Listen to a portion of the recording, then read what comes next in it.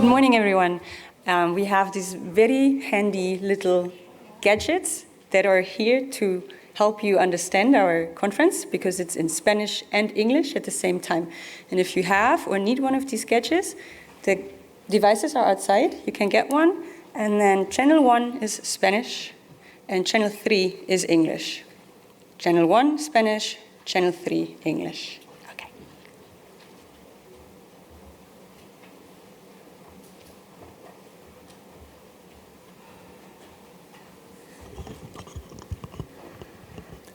Bueno, buenos días, Egunon. Lo primero de todo, pues daros las. Good morning, and thank you for being here and for being at this bioeconomy workshop that we have organized together with the regional government. We have two parts. One is more geared towards the situation of bioeconomy in Gipuzkoa,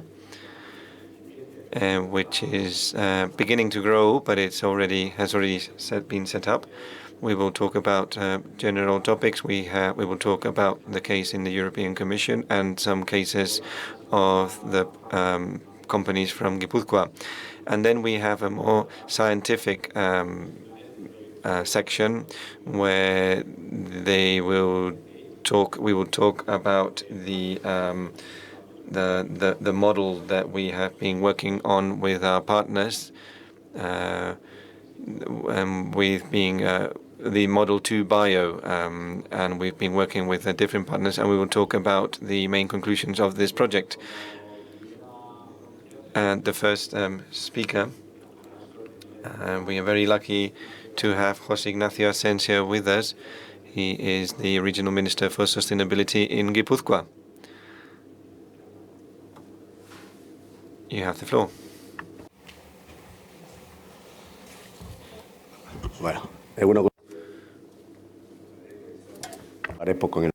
First, I'll speak a bit in Basque. Later on, I'll speak in Spanish, so the translation will be possible. But first of all, welcome here. This is Natur Klima is. Some of you know about it, some may not. The fight against it's a foundation to fight against climate change, and our competences are to deal with this. Enrique, por la verdad, pues muchísimas gracias. Enrique, thank you very much. It's a great pleasure and it's an honor for me to be here, to open this meeting. And it's an honor for the regional ministry of regional government of Gipuzkoa. We've collaborated for years, for many years, and I think that we are bearing the fruits. And so it was unthinkable that 6 or 8 years ago that we've had so many progress, no one would have believed us. And bioeconomy, waste management, and opportunities to recover waste. It's an ambitious, it's a very ambitious heading, and it's a complex heading and comprehensive heading to show the challenges that we have as society, population increase, and the increase in consumption are unstoppable. We are seeing the impacts of climate change, and we have seen this in some indicators that we've had this summer. We've had a very warm autumn, over 30 degrees in Gipuzkoa. That's something that we've never had. And fossil fuels are having a lot of impact, and the lack of water is showing the fact that we need to change something if we want to continue be viable as a species. We are in a very in a difficult situation. Time is ticking away, and we're running out of time, and we need to go to action quicker and quicker. So, as it's been said on the heading, it's the moment where we need to turn challenges into opportunities. If we look around, and this is a good example, the room is a good example, it's evident that something is changing. And That's the key. That's the philosophy of bioeconomy and circular economy. I'm going to share with you some examples. We never thought that we would make inks based on nutshells, or we would get other byproducts from, for example, sheep hair or sheep fur. And we thought it was going to be science fiction, but this is happening. So this and many other things have been carried out in Gipuzkoa. And thanks to the Department for Sustainability and different players in Gipuzkoa, and especially thanks to the partner as the waste recycling partnership. The idea is to help companies and industry to transform themselves. This is how we'll achieve the so much desired change. This is a very important sector in circular economy. We produce double the food that what we need, and that has consequences, and some consequences are serious. Food production create 13% of greenhouse emissions. It contributes to water pollution and soil pollution due to the use of pesticides, and it generates the food waste, which is the least ethical waste. At the Sustainability Department, we have been fighting against the food waste for many years. We've been working with the food bank by driving the last-minute program so that we can get fresh food for those families that need it more. And we also have in different initiatives with the hospitality sector to make to use those food that they don't use at the end of the day. And we also drive, or we foster research to avoid getting rid of the food and discards. And together with the Basque Culinary Center, the idea is to work on this with this philosophy throughout the whole supply chain. Uno de ellas, escaso de voz, Alba. Estas son. So these are the bases that we are strengthening in Gipuzkoa to drive bioeconomy.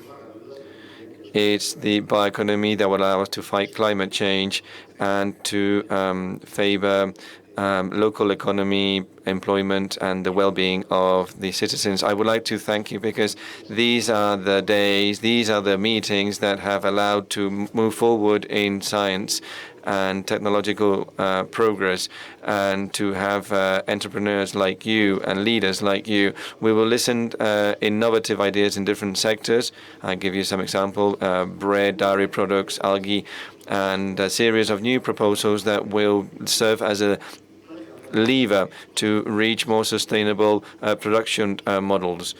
And we will get to know the model to bio, which is coordinated by the SEIT, and that allows to recover waste and use it in industry. Bioeconomy, circular economy, sustainable economy are not options, but they are part and parcel of the change that we need to devote to which we need to devote the efforts if we want to change our history. It's in our hands. Thank you very much, and congratulations once again for your amazing contribution.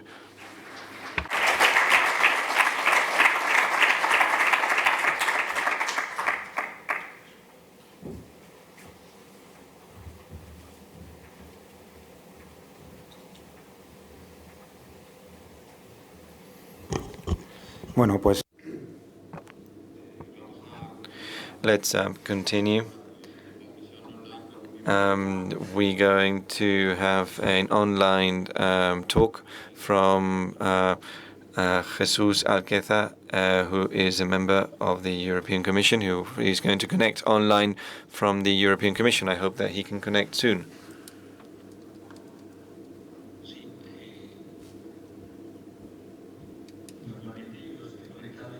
I'm connected.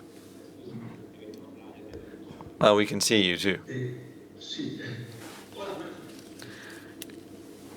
Good morning.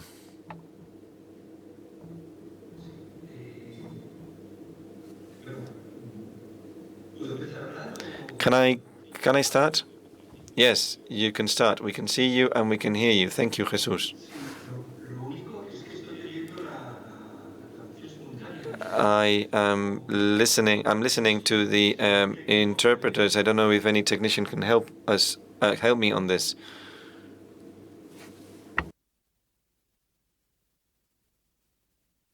Bueno, en cualquier caso, voy a compartir las diapositivas. I'm going to share the slides with you. Thank you for the invite. Thank you for inviting me.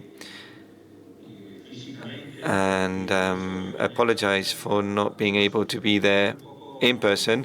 Actually, I will go to Donosti tomorrow, and I got the invite, and but I had already bought the tickets for a personal trip to Donosti. It's always an honor to be here and to be invited to Donosti. And I'm going to share some slides on circular bioeconomy and sustainable bioeconomy and give you the perspective of the European Union. I hope I can see you. I'm going to try and see if I can see you. First, I'm going to talk about the global context and the European context, which is very important to understand bioeconomy, circular bioeconomy, and sustainable bioeconomy. These are going to be key adjectives in my presentation. Those of you who've heard me in another conference or any other talk, you can say that I tend to be very repetitive. I always start these talks that we talk about climate change. There are three major interrelated ecological crises. One is the climate change, another one is the biodiversity. In the past 30 years, we've lost 70% of flying insects in Europe, and these are pollinizers. And this could mean problems in terms of in producing food. And there's also issues with pollution. There's this affects many million people, and we need biodiversity to solve the climate change issue, and we need to solve the climate change to have a better biodiversity. So they are interrelated. And apart from that, we live in a very unstable geopolitical context. The World Economic Forum defines this as a crisis. There's been the COVID-19, Russian military invasion of Ukraine. Now there's the conflict in the Middle East. We have inflation. We have a high cost of living. And we have a long list of problems within the context, and we realize in Europe that we depend on the fossil fuels, and there's been some steps taken to limit this, but we realize that we need basic raw materials in order to carry out a ecological transition. The European Union, and it's the main priority for the von der Leyen presidency, is to have the European Green Deal. It means we need to change systemically. We need to change the way we consume. And the European Green Deal includes a number of policies, as you can see there on the screen. It covers mobility, energy, diversity, circular economy, changing consumption and production of foods, and it's priority number one of the von der Leyen Commission. But you would ask, what's the role of bioeconomy? So first, I would like to show the definition of bioeconomy by the European Union. It has all sectors and associated services and investments that produce, use, process, and distribute or consume biological resources. We have traditional sectors, primary production, agriculture, fisheries, forestry, but there are also biomass and secondary production that come from forestry-related waste and urban waste. And within this, we also find the services. So within the Green Deal, what role does the bioeconomy play? The parts in bold are the objectives of the European Union Green Deal. I'm not going to reread this, but bioeconomy has the potential to contribute to many, if not to all, of the dimensions of the European Union Green Deal.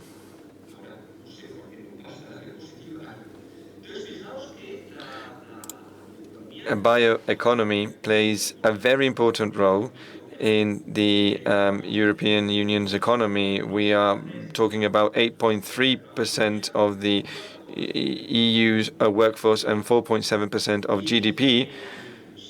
And it's estimated that if we consider services, GDP will be even higher than 10%.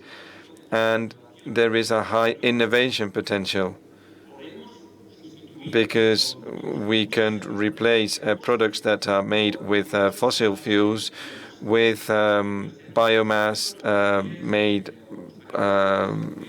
products or bio-based products.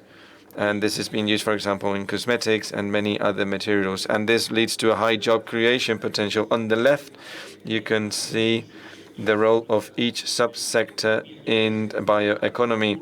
You can see that agriculture takes up the highest proportion or weight, but there are other sectors like bioplastics and biochemistry that have a great added value.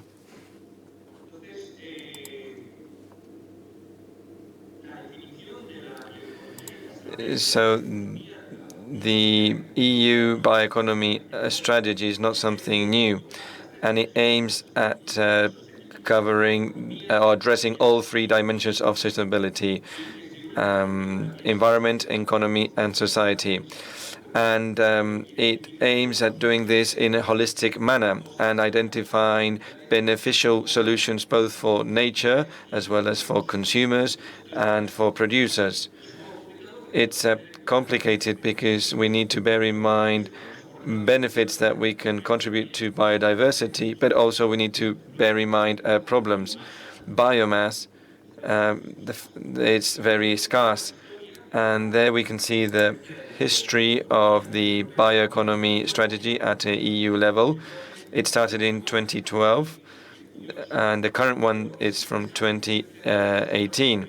What's interesting here is the progress report from 2023. It's quite a recent report, and it's basically saying, this is the summary, it's an assessment of what's been done up until now. And I would like to focus on these two parts. Although we already have a biodiversity component, we need to continue monitor, we need to steward the bioeconomy practices, and we need to focus more on consumption, not only on production. So what are the problems? You know that we have to be, it's a mandatory goal, is that we need to be neutral from a climate perspective up and by 2050. There are some sectors like hard-to-abate sectors, agriculture, steel, cement, aviation, that need to reduce their emissions, the CHG the GHG greenhouse gas emissions, but they will continue to have emissions. Cement production will always have GHG emissions. We can reduce emissions using circular economy, but we can never reach zero. That what we see as zero on this picture, on this graph. We need to absorb those emissions that we cannot reduce. And for that purpose, we have carbon capture technologies. They exist, but they're very costly, and these are not being implemented at a big scale. Or we have the DCU, or when forests capture carbon, or soil capture carbon. These carbon sinks on which our strategy depends. And so they are being reduced. So there's a carbon sink decline. It's negative. We are capturing carbon. The fact that the curve is increasing, it means that we are capturing less carbon. Or in some countries that have many forests are emitting more than absorbing. This is related to a loss of natural ecosystems.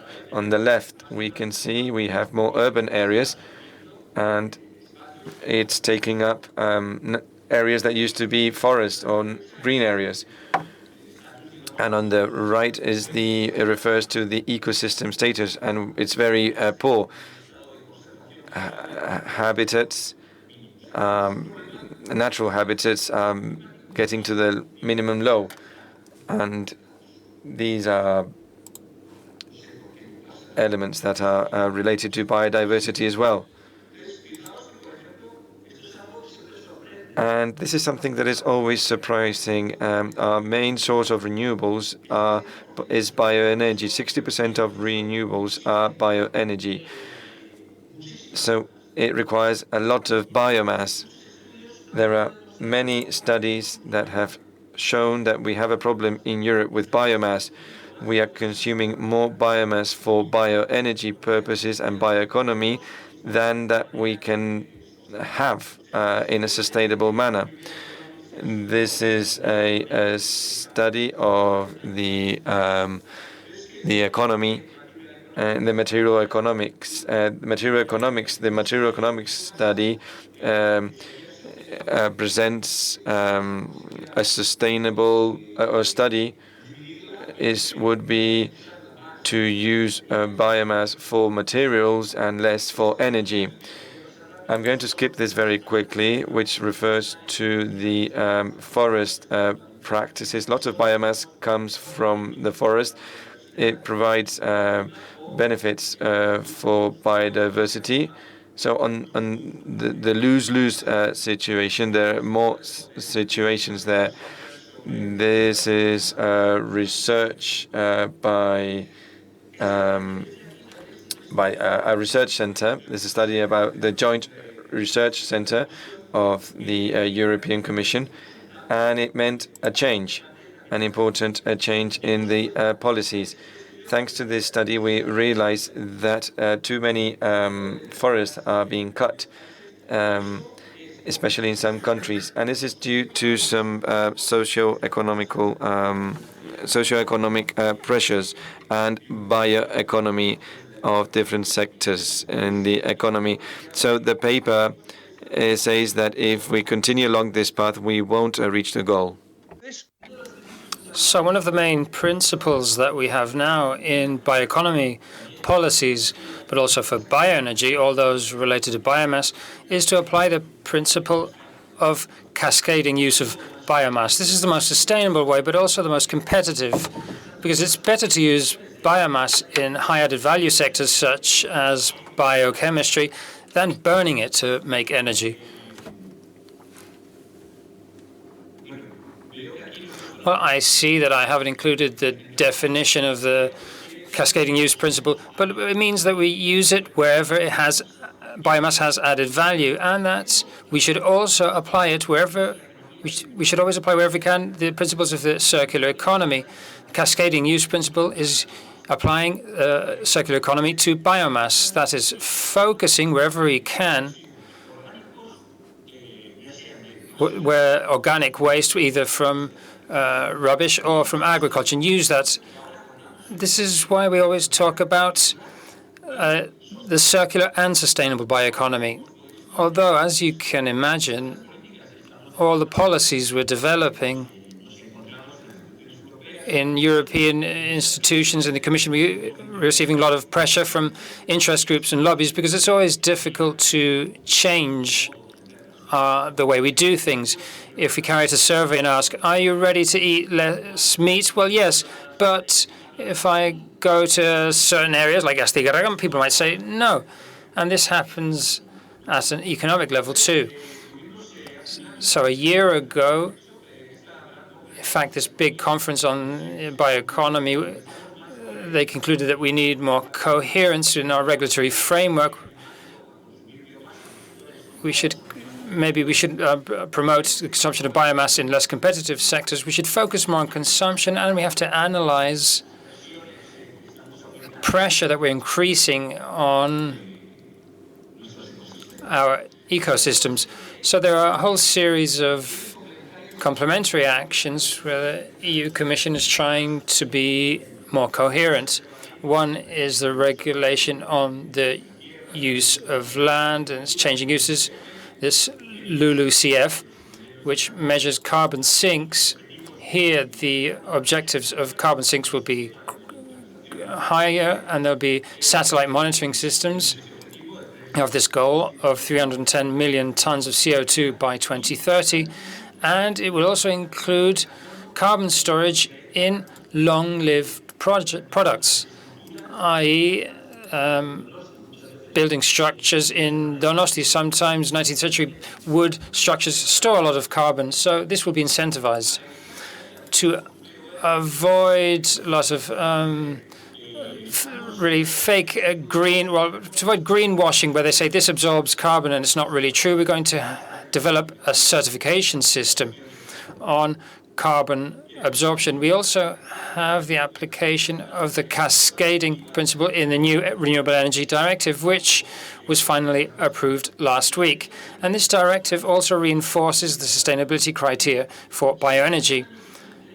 This is very interesting. In Gipuzkoa, they're encouraging the production of biomethane using organic waste.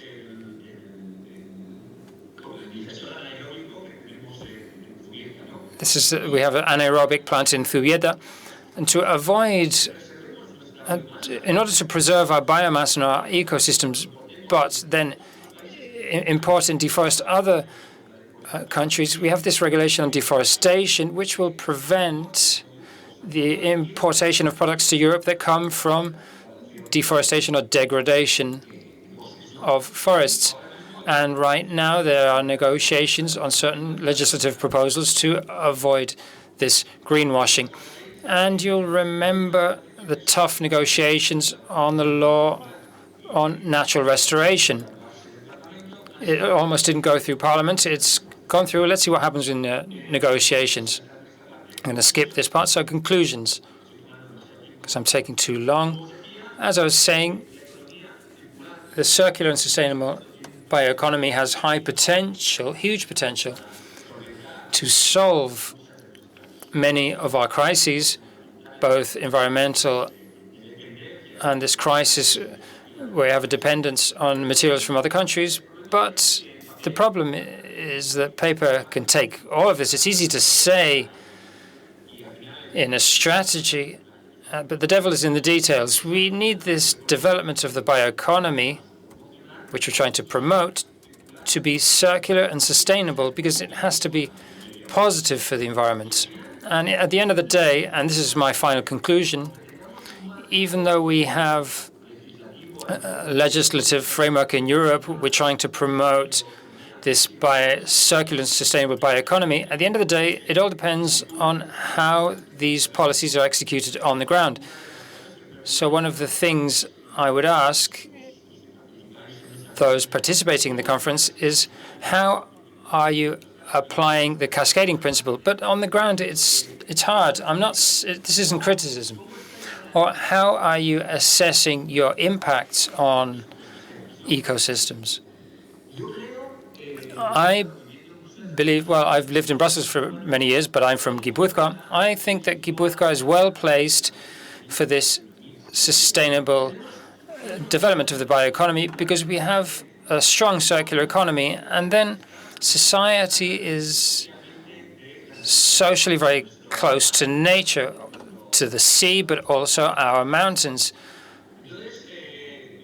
So I'll be following the conference with much interest because I'm very curious about what's going on, what are the obstacles you're finding, and to have a perspective for the future. Thank you very much. I'm sorry for going on for a bit too long. And as I was saying, I'll be listening closely to you.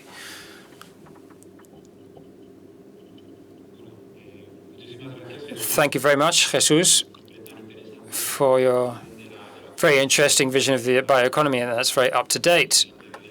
As a representative of the EU Commission, it's great for us to have you, and you're also from Gipuzkoa. So now we're going to continue. I'll continue myself with the next presentation.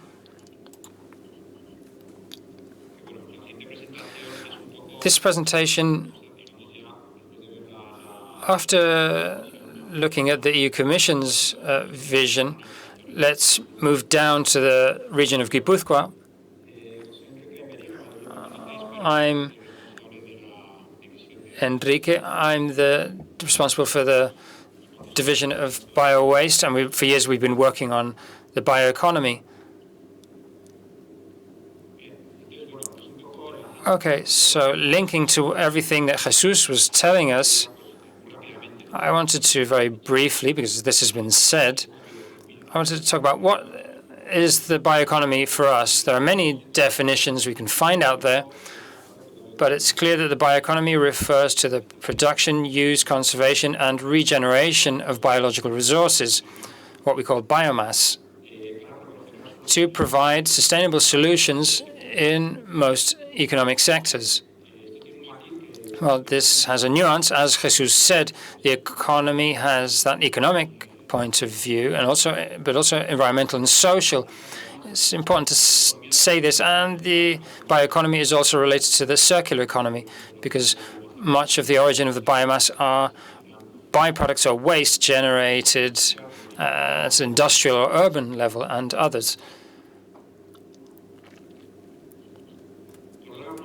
To give you a few figures on the weight of the bioeconomy in Europe, to complement the previous presentation, we see that 8% of jobs in the EU are related with the bioeconomy. This is related because the sectors involved are agriculture, what we're talking about here today, the agri-food industry. This is considered a sector in the bioeconomy. Not only technologically advanced or budding sectors, some of them are traditional sectors, but which are in a transition towards a more sustainable economy. Here, the agri-food industry has the most importance, followed by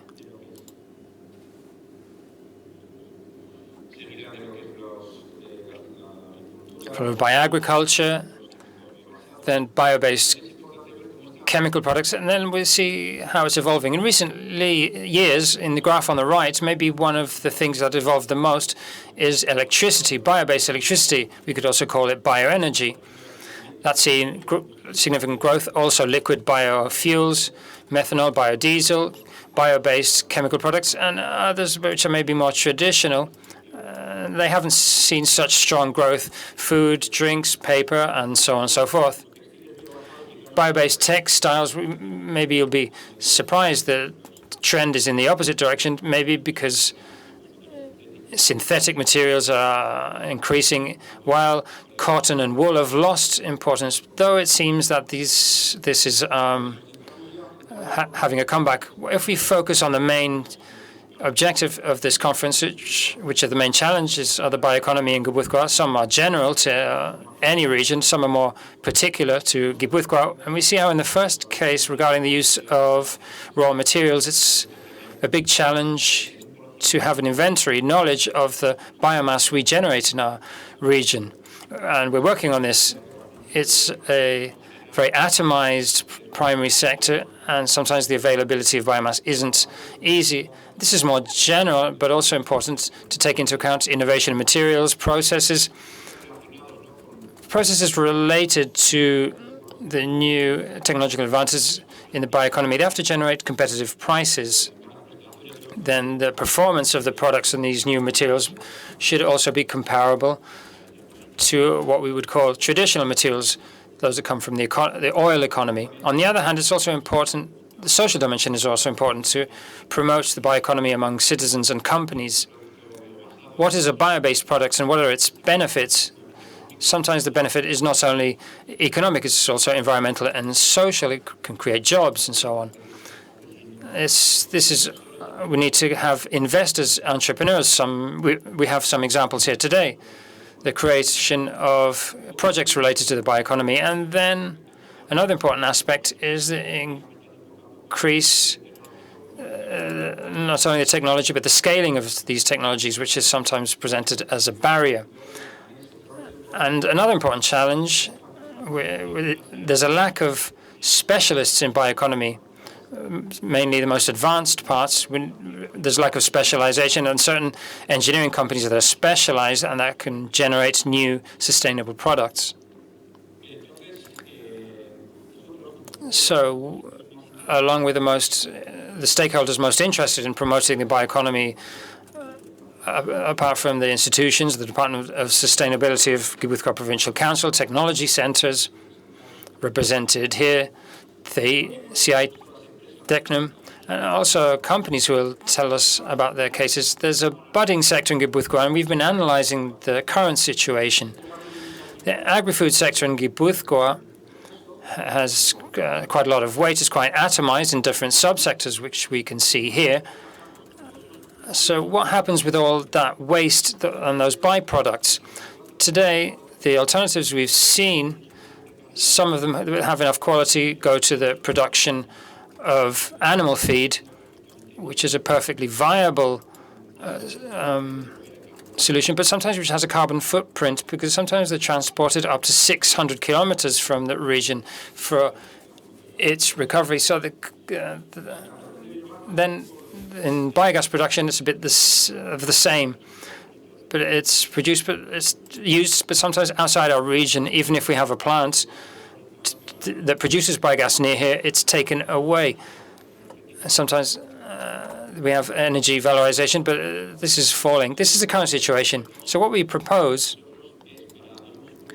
to promote the bioeconomy, to really promote it, to have an action plan that we see as practical. First of all, in the short term, we need to have an inventory, contact companies that generate waste, the biomass, and specifically focus on what we think is more realistic. And what we think is realistic is that in the medium term, we can build a biomethane production plant here in the region that is able to process the byproducts and waste from our region. This is a medium-term consideration because, as Jesus said, it's a very interesting topic. In Europe, they're promoting a lot the production of biomethane. There's a growth of biomethane plants, and it's exponential. And we don't want to be left behind. And we want to use existing resources of natural gas.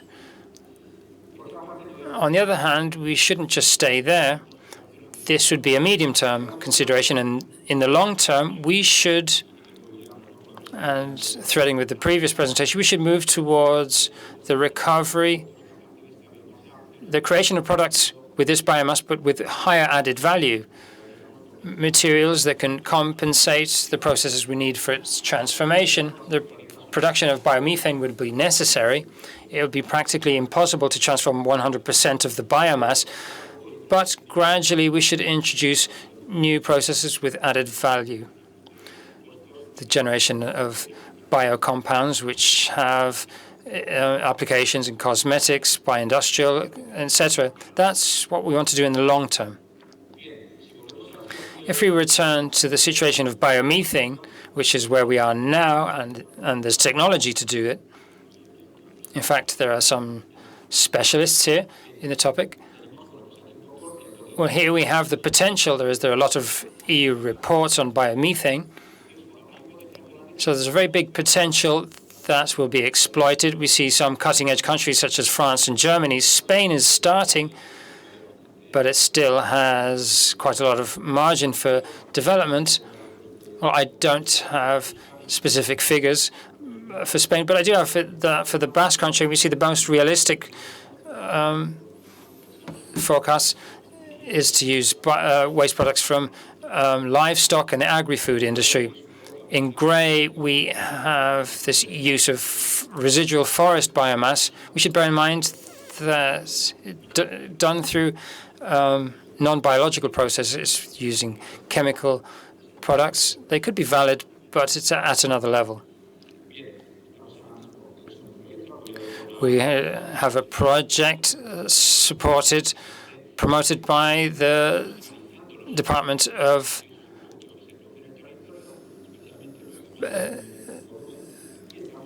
and we're carrying out tests to see the potential of biomethane produced throughout the region. In fact, we haven't finished the study, but with the results we're obtaining with just 2 or 3 industries and their waste that we've been analyzing, we've seen that there was a potential. These are estimates, about 12 gigawatts per year of biomethane production.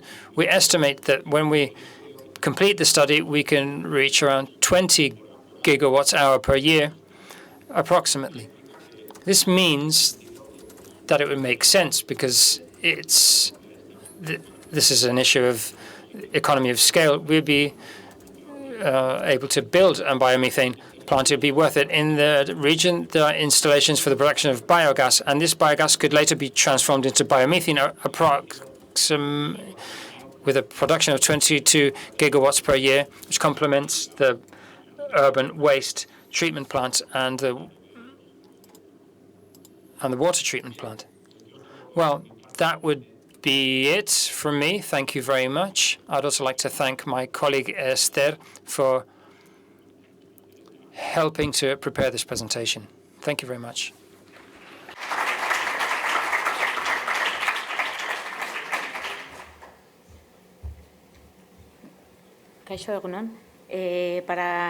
Good morning. To continue with this section, which, as Enrique said, we're going to give it a more regional focus. We're going to give the floor to Goizane Lizarralde, who is responsible for R&D at the Okin company. You have 10 minutes, Goizane. Thank you. Well, good morning. First of all, I'd like to thank you for giving me the chance to take part in this project. So, with this title, Discovering Upcycle Through Microproteins for Sustainable Bakery. We said discovering because we're still learning. As you will see, the project hasn't been completed yet. For those of you who don't know us, Okin, which means baker in Basque, is a company founded in 1994. We're just about to celebrate our 30th anniversary. We're located in Zumaia, but for 2 years we have another plant in Agurain, in Salvatierra, close to Vitoria. Something that distinguishes us is that we're 100% bakers. We're not generic manufacturers of frozen dough. We specialize in bread. We're committed to bread as a healthy food. And I'd like to highlight that we're a family business and we are very close to our suppliers and also our customers. So you can see our dimension, our production capacity. As I said, we have 2 plants. In Zumaia, 5 lines. In Salvatierra, 1 line, production line, and we generate 60,000 tons of bread per year, equivalent to about 200,000 kilos of bread per day. So to give you an idea of the dimension, it's a very atomized sector, bakeries, but we're quite a large producer of bread. As I was saying, health is very important. In our catalog, we can't find a healthy range, but It's actually our entire range. We work on our recipes so we can have a high fiber content, proteins, low salt content. We had a clean label for many years, even before it was so trendy. We did it without any additives or preservatives. And these are our current circular economy indicators. I'd like to highlight our commitment to sustainability. For about 4 years, we've been implementing the Sustainable Development Goals in all our projects. In fact, a couple of years ago, we created the Sustainability Group within OCIN, which is a multidisciplinary team where the goal is to promote initiatives and strategies for sustainability in the 3 areas: environment, governance, and social. And these are the figures that we've included in our first sustainability report. As you can see, for some time, we've been reusing and recirculating. 40% of our byproducts are put back into our production process. We have a grated bread team. 20% is for pet food, and the rest is dedicated to livestock feed.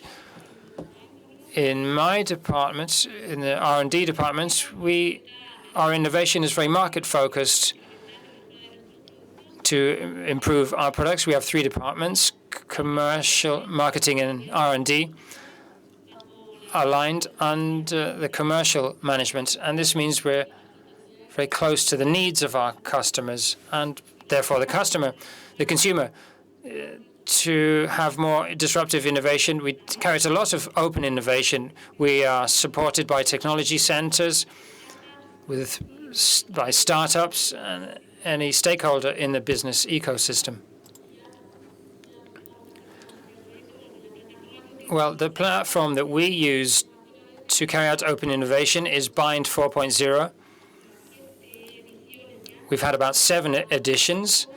As a driving company, we've had a number of projects.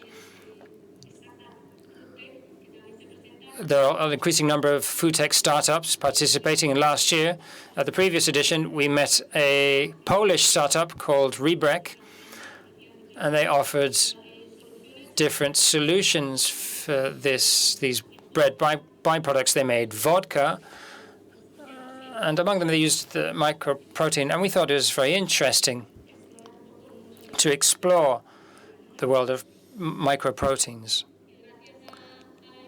And thanks to the Gipuzkoa Provincial Council with the Sukalberry grant program, our project was created, which we called mycoprotein. So what is mycoprotein? We define it as food ingredients with a high content in protein and fiber of vegetable origin, and it's based on the fermentation of bread through the inoculation of Aspergillus oryzae. It's used to make koji, tempeh, and others. So before you saw circular economy indicators, which would be recycling, reuse, but here we've taken a step further, and we can see the upcycling term. We've given more value to this raw material, achieving more protein and fiber. And this would be step by step the process. So we would defreeze the raw material, which we've not used for whatever reason. We inoculate the microorganism. We let it ferment for 48 hours, and once it's fermented, we have the bread with the biomass, and we powder it, and from there we get our mycoprotein. So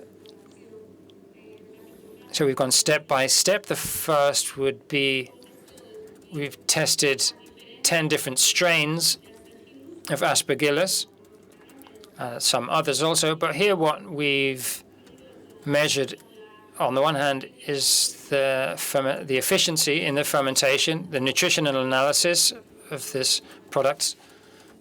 derived from each fermentation, and then the nutritional profile.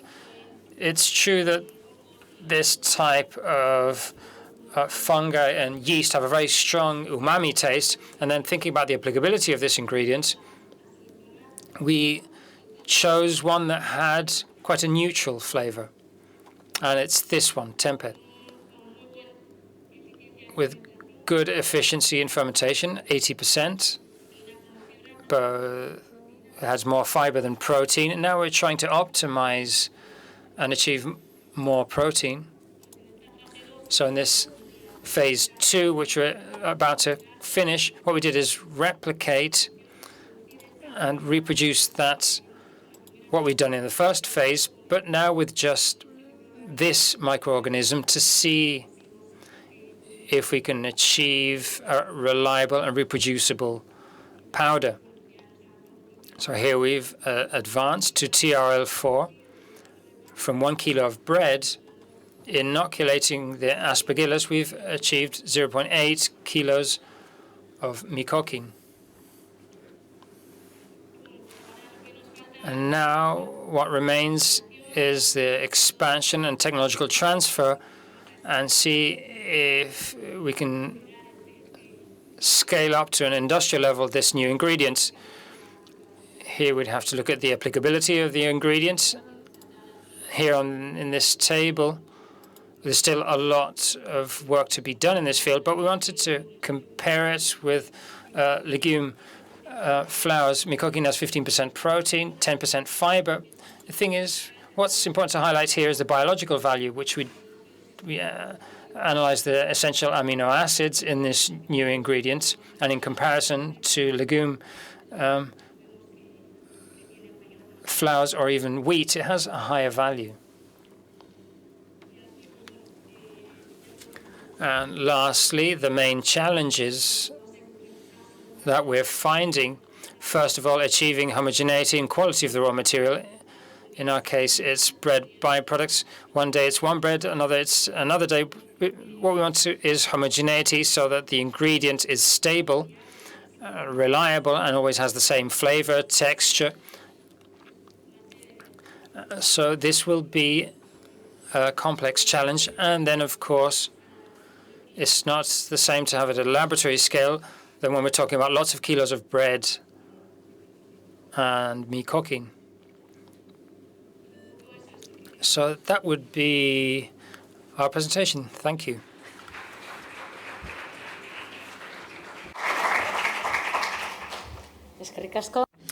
Thank you very much, Goizane, for showing us this very clear example of what's making value of the products that you are getting in your company. We're going to have a change, and we're going to give the floor not to the next speaker on the program. It's Iñaki Garcia. It's the R+D head at the Orloga company. And it's very interesting, but he will talk about the real bioeconomy. Well, the title is very flamboyant, and the local economy from global collaboration as the only way to go for go to the real bioeconomy. I would like to be humbled. This is the analysis that we've done in Orloga, how we are approaching our bioeconomy and R+D projects. So first, I would like to say who we are. We are an engineering company specialized in turnkey projects, and we work on the paper industry, and our value is the process engineering. And we've been working for more than 40 years, and we develop energy-saving studies, and we design full plant, and we have turnkey projects in manufacturing through a number of collaborators. I would like to highlight the company culture. We collaborate a lot. We work with other partners, and that has allowed us to develop big projects. We are an SME, and both national and international projects. And with other energy companies, we have worked in other sectors like biogas, the mining industry, or the food industry as well. In terms of R+D, we started with R+D projects 13 years ago with some European projects and FIDI trade board, and that's where we planted a seed in a way. There was no defined department. It wasn't a structured R+D, but lately we can say that we are putting all our efforts there in bioeconomy and circular economy and new materials and biomaterials. And with our synergies and with our processes, we are working with different technological centers to try and speed up the breaching of the gap, to go from the lab to the industrial scaling, and to develop new processes and new sustainable industries as well. I would like to give you a context, and I would like to talk about bioeconomy, engineering, but from an SME perspective, and what's our market approach as well, what's our market focus, and what's our structure. And the idea is that we do a pitch to bioeconomy as if it was a Europe Horizon project, and we've defined this in order to define a vision. The vision is production, use of biological resources that are renewable to generate products and services in all sectors. The mission is to have sustainable economic development, and the need. And what's the need? What's the issue? And as to the deterioration of natural resources, greenhouse emissions, waste, biomass, raw materials, the use of biomass and raw material. We are saying that it can be scarce, and bioeconomy's competitiveness and changes in behavior of consumers. So I'm sure that most of you could come up with a specific need or problem or issue. But we made like a brainstorming or with questions, the idea in order to set our focus. And so what's the differential value of value proposition? Is this going to be disruptive? Is it going to replace something? We feel more comfortable in those that have an industrial application. I spoke about this with John. The projects with low TRL are showing us, we're learning from these, are showing us something important.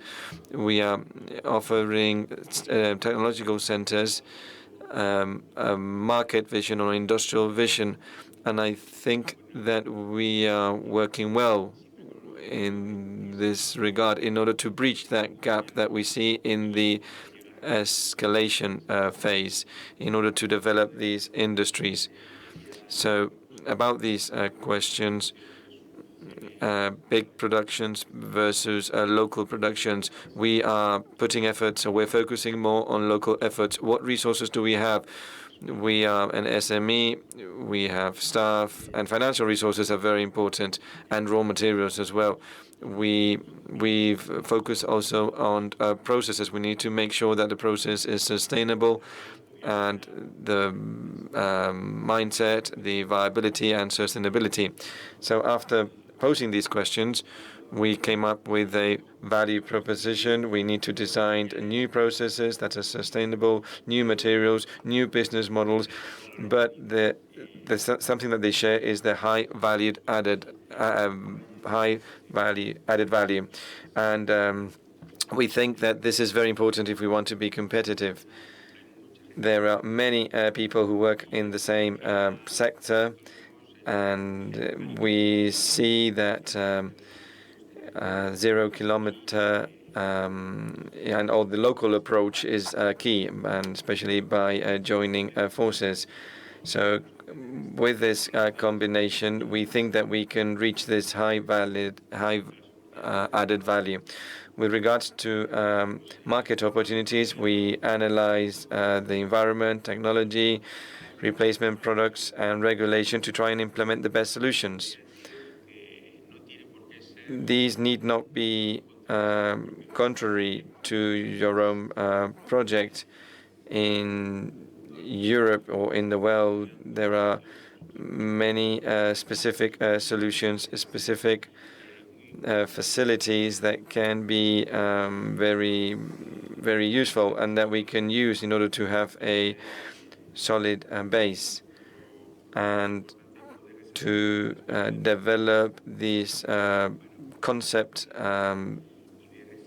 pilot plans and to see whether they work and to work in parallel, and then we can escalate. And then as a team, our team, the CEO, the CFO, the product manager, R plus D, but we refer here in terms of the effective collaboration of institutions, technological centers that support us. And this local global collaboration is key in order to generate a positive impact. So this is not an easy approach, and it's very difficult to find agreements in collaboration projects, especially when we use different technologies. We've been working on for a number of years. Pablo Monariz, who is the CEO, and together with me, we are trying to be an active part of the change so that we can leave a better future and sustainable future for our children. We are working together in everything that we can in order to reach these goals. And as a summary, so what are our key messages? The R plus D projects that we are developing, all have a local focus. We've talked about the need and the problem, and we need to tackle the issue or the problem all in a jointly fashion and collaboratively, and that can be escalated at a global level. I think that we need these pilot plans to develop pilot plans, and that's key to move forward. We need to implement these best solutions or viable solutions in order to support sustainable industries and in order to have an efficient bioeconomy. That's it. Thank you very much.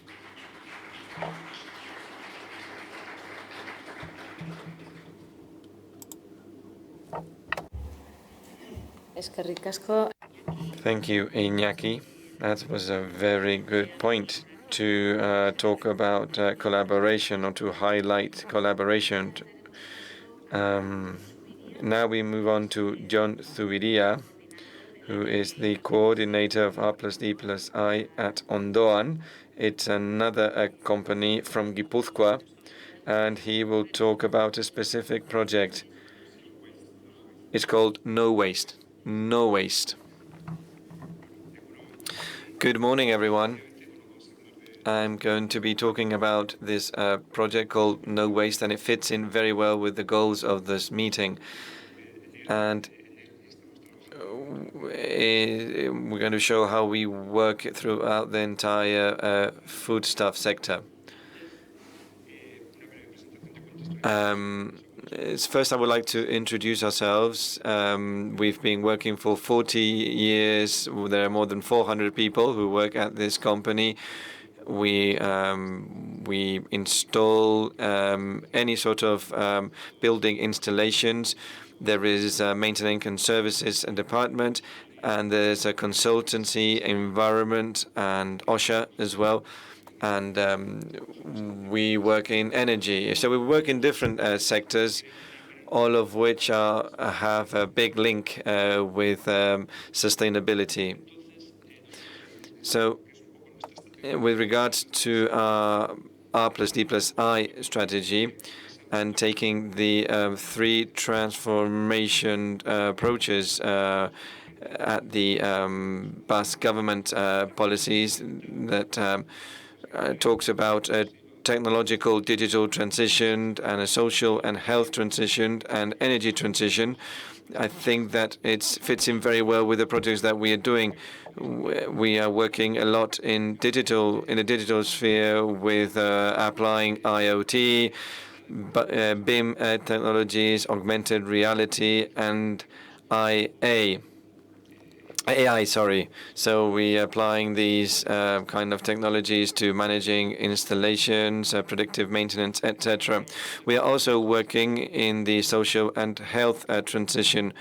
We work with the quality of air, and we are working in projects that are related to detecting pathogens in water and air, so that it can be detected as quickly as possible, so that we can take preventative measures.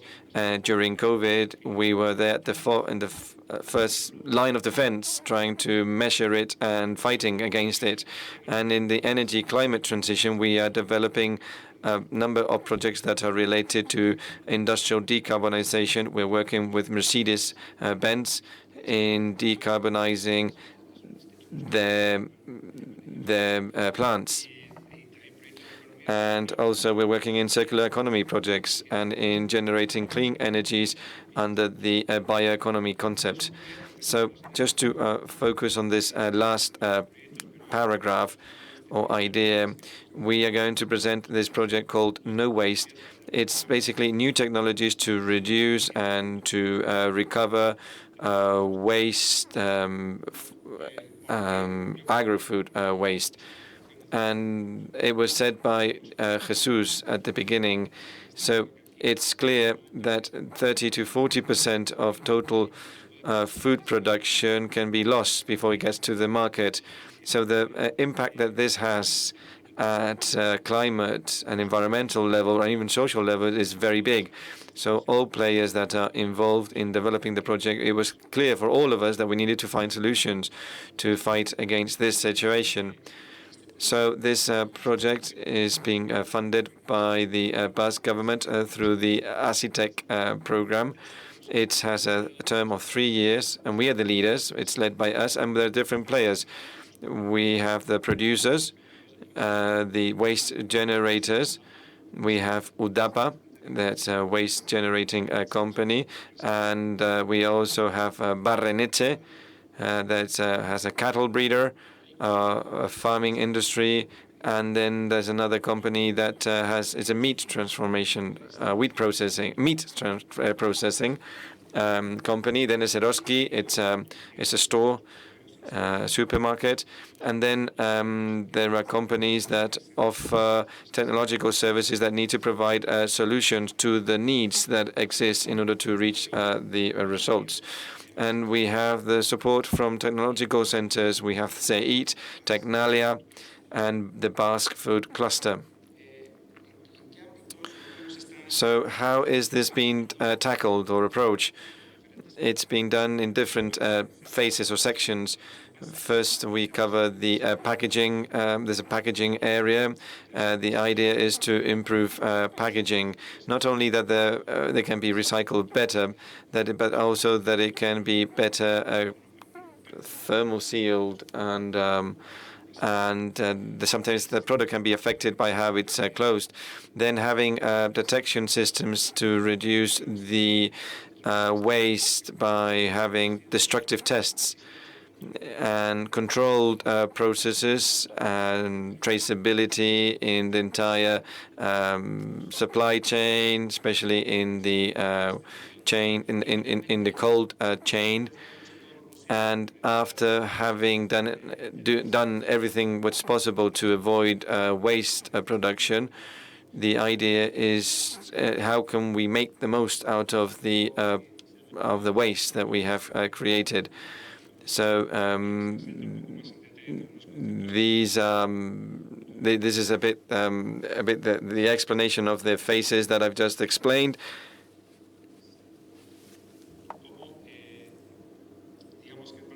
So apart from the waste recovery, we're thinking of biomethanization with a high degree of a high degree biomethanization.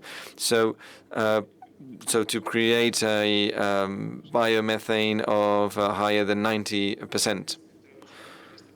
And these are the parts of the project where we're focusing more with Cornogra and Said.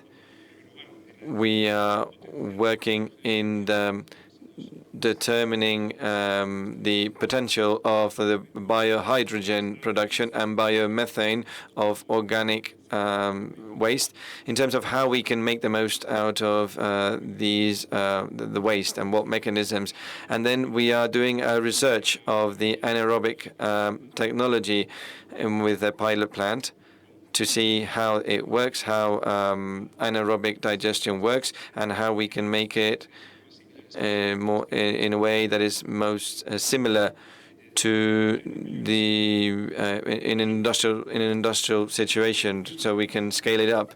And we are working in producing biomethane from hydrogen and CN2, doing different catalytic devices and different tests in order to have a better methane. And then, in line with this, we are working in developing a digital tool whereby we can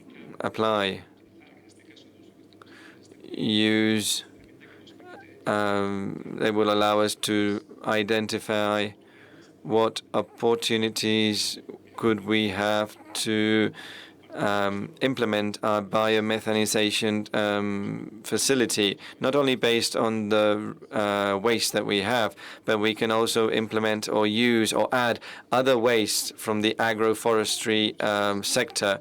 We could analyze the costs and to determine where it should be built. And we have some experience in setting up projects related to biomethanization with biomethane, and it's very difficult to fit all the pieces in the jigsaw to carry this project.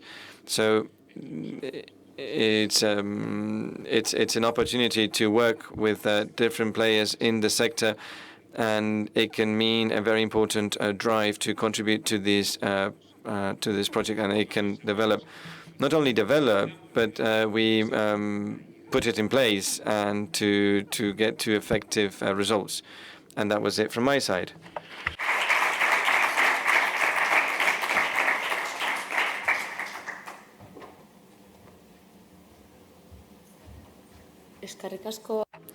Thank you very much, John. It was very interesting, very specific. It was about a specific project that gives us an idea in terms of where opportunities can lie in bioeconomy. The next speaker, Anand Patterson. He is the CEO of the Algaloop startup. He will talk about bioeconomy focused on microalgae production. Buenos días. Bueno. On the 4th of April 2020, in the middle of the pandemic, I saw a old greenhouse, Oyarzun. There are many greenhouses in Oyarzo. At the time, there was a time for us to think and discover what could we do with this, and agriculture will always be needed. What innovation could we do? And there are many places that have been abandoned. Talking to my colleague and founder and co-founder, Jaime, we thought of providing these sort of spaces a new activity related to bioeconomy. That our project, the first purpose was to produce. There are different business models that deals with buying external product from Asia and selling here. Well, our objective has always been to produce, because our main issue was to make to use or to make something out of this. So linked with this, our objective was to produce microalgae for consumption and for health and for well-being. I'm going to explain the process and what's our competitive advantage. For those of you who don't know the technology, this uses two systems. An open system is a raceway system, mostly used. It's the most efficient, where we can produce with technology which is not so costly in terms of maintenance, and our project has been based in this type of model, raceway or a pond model.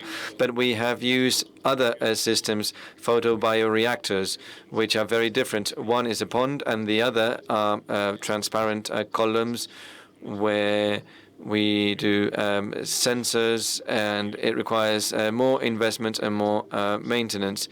And having closed systems will allow us to get a better margin. So the idea is to decide which is more suitable. So we use the more basic system, but also provides a high value content, because we protect our production through the greenhouse, but we want to continue working with photobioreactors, not only to create quality biomass, but also products that we can use in higher or more demanding market. And then the third system is when we produce that biomass, we need to process it. And the CO2 supercritical system is a system that allows us to process that biomass. That's about technology. So algae are unicellular microorganisms that we can find it in water, fresh water, or seawater, that are in charge of photosynthesis. They are not they're not big algae that we find in the beach, but microscopic algae. And what we harvest is these microalgae. So what's the process and diagram, and what's the competitive advantage? It's industrial production. We've thought of having an industrial production, and we extract bioactive ingredients. Since we cannot compete with the ancient algae, we thought of using these bioactive components, where, for example, vegetable protein, and we can extract pigments that we can use for food, and we can extract oil like omega-3, and we can also extract polyphenols, and that has a certain food value. And the third phase would be the application of these biocomponents in agriculture to stimulate agriculture. And then traceability and quality. We are producers, and we will explain how we do this. And there is automation, digitalization, and then the fourth pillar would be sustainability. This is an a sustainable agricultural project. I'll explain how we manage resources and scalability. So considering that this model can be used in existing facilities like greenhouses that have been outdated or are not being used, we have a greater scalability.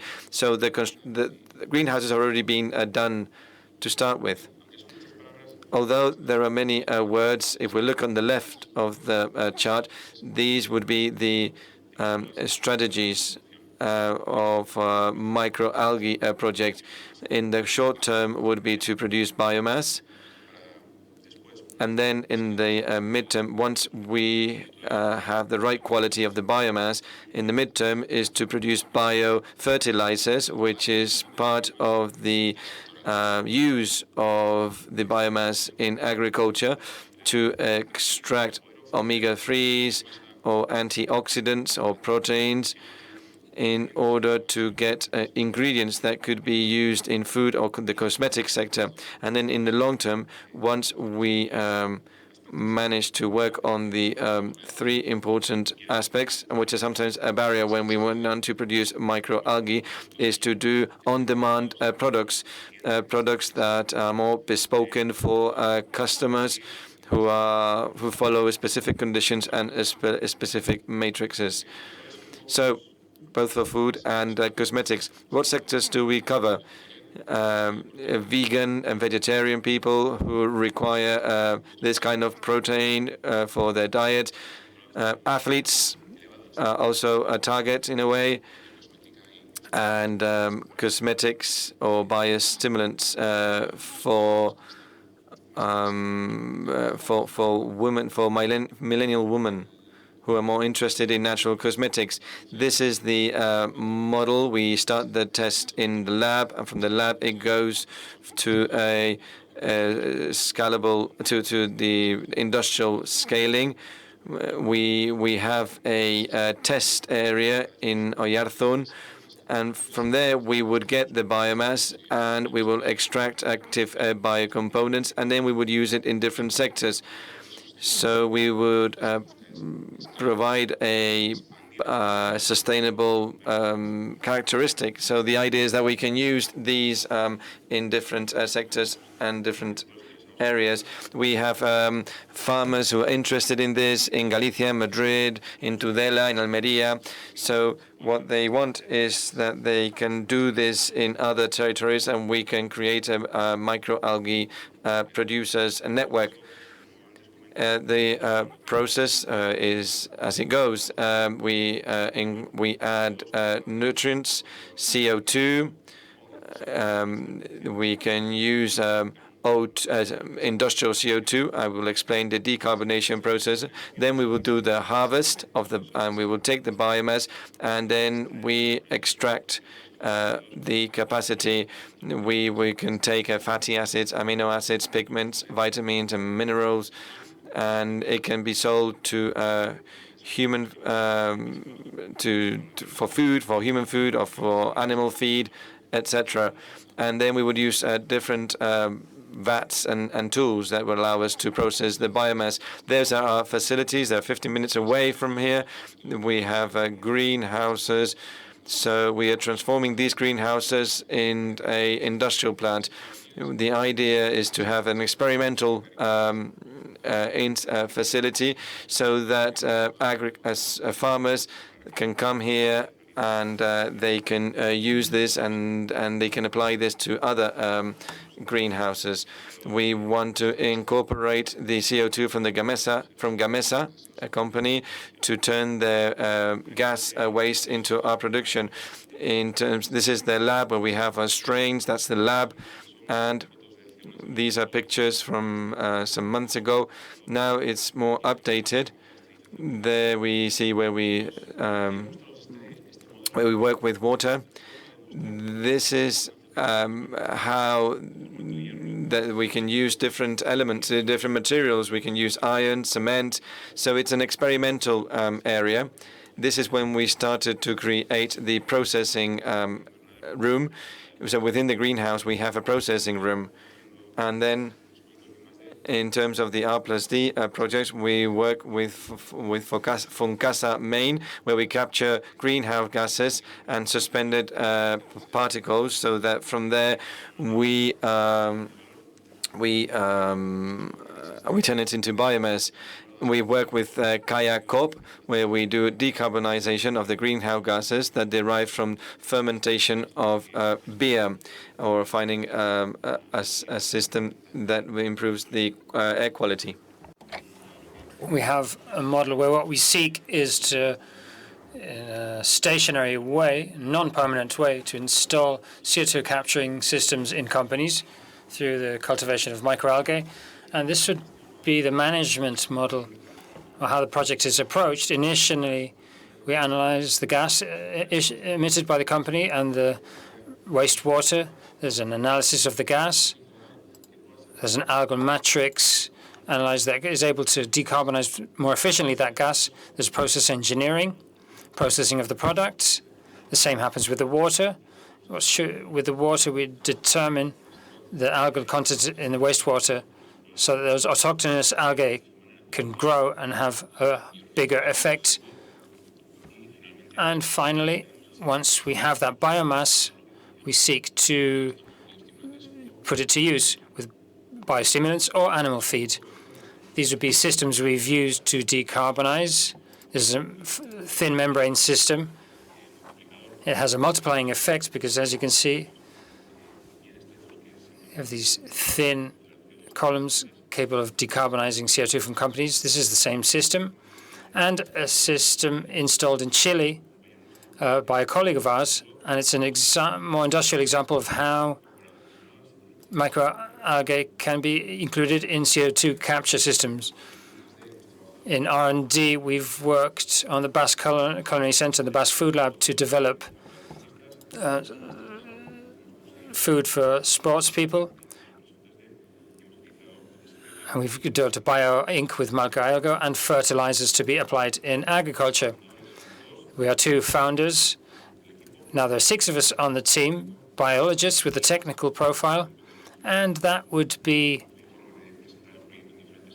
how we presented our product at different trade fairs, the media, and here today. Thank you.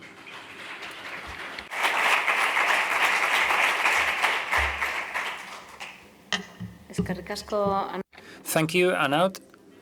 Very interesting in particular because you've tried to give lots of lives to lots of things, from the greenhouses to the system itself.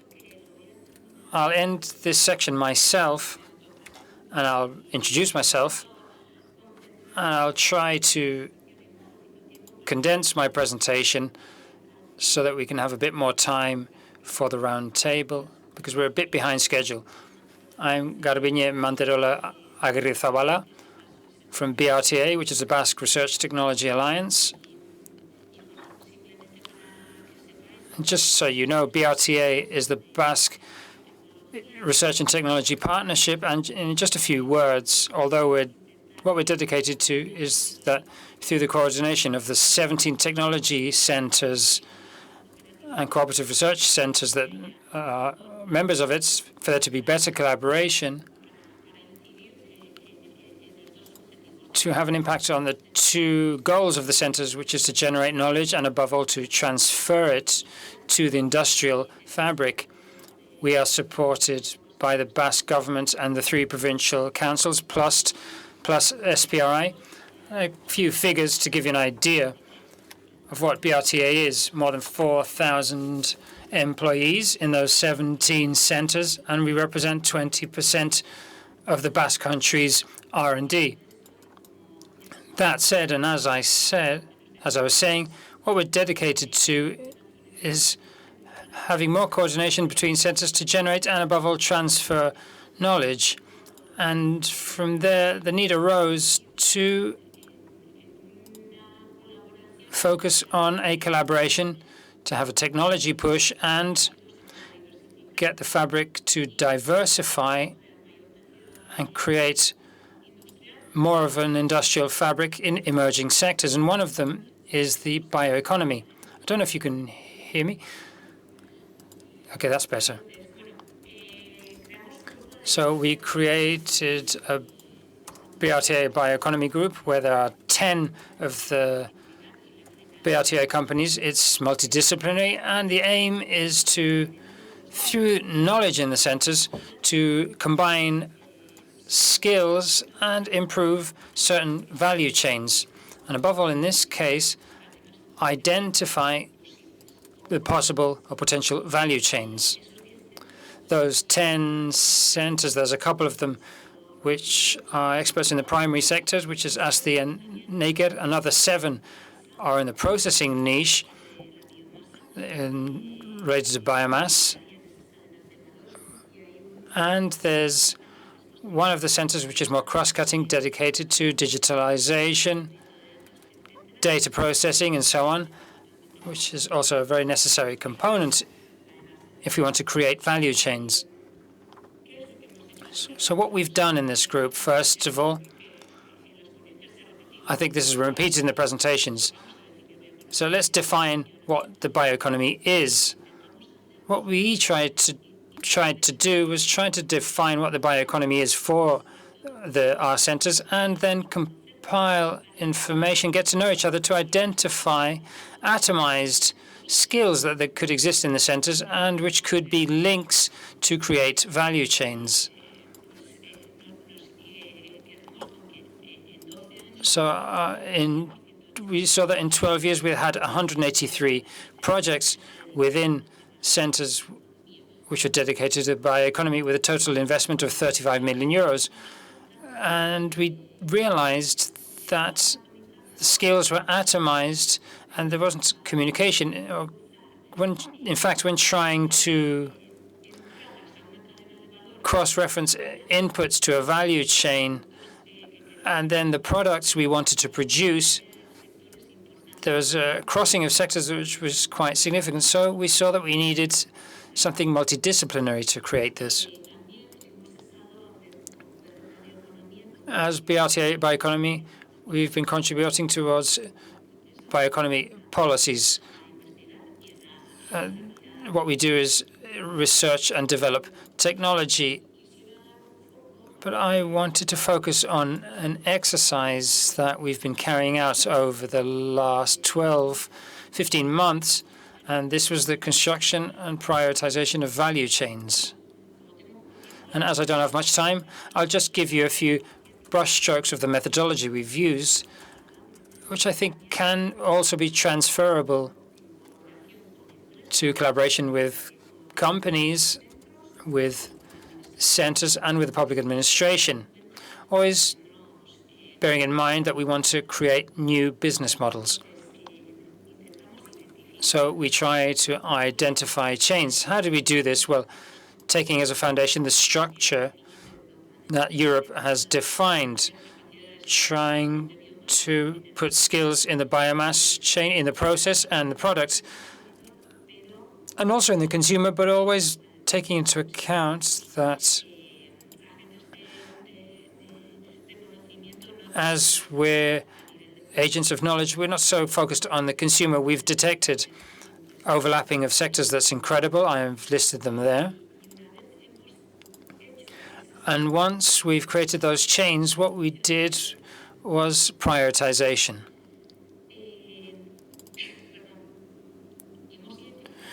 We've identified 16 chains in all, of which we've prioritized 12. Could someone please bring me a glass of water? Otherwise, I'm going to be coughing.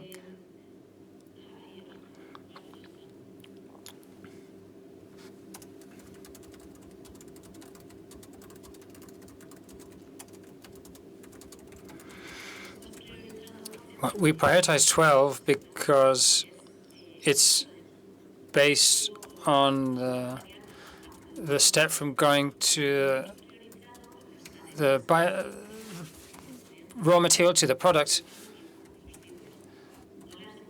We haven't prioritized the biofuels, but we have them as complementary processes that could be added value for those 12 that have been prioritized. As you can see, there's a hierarchy among them because we wanted to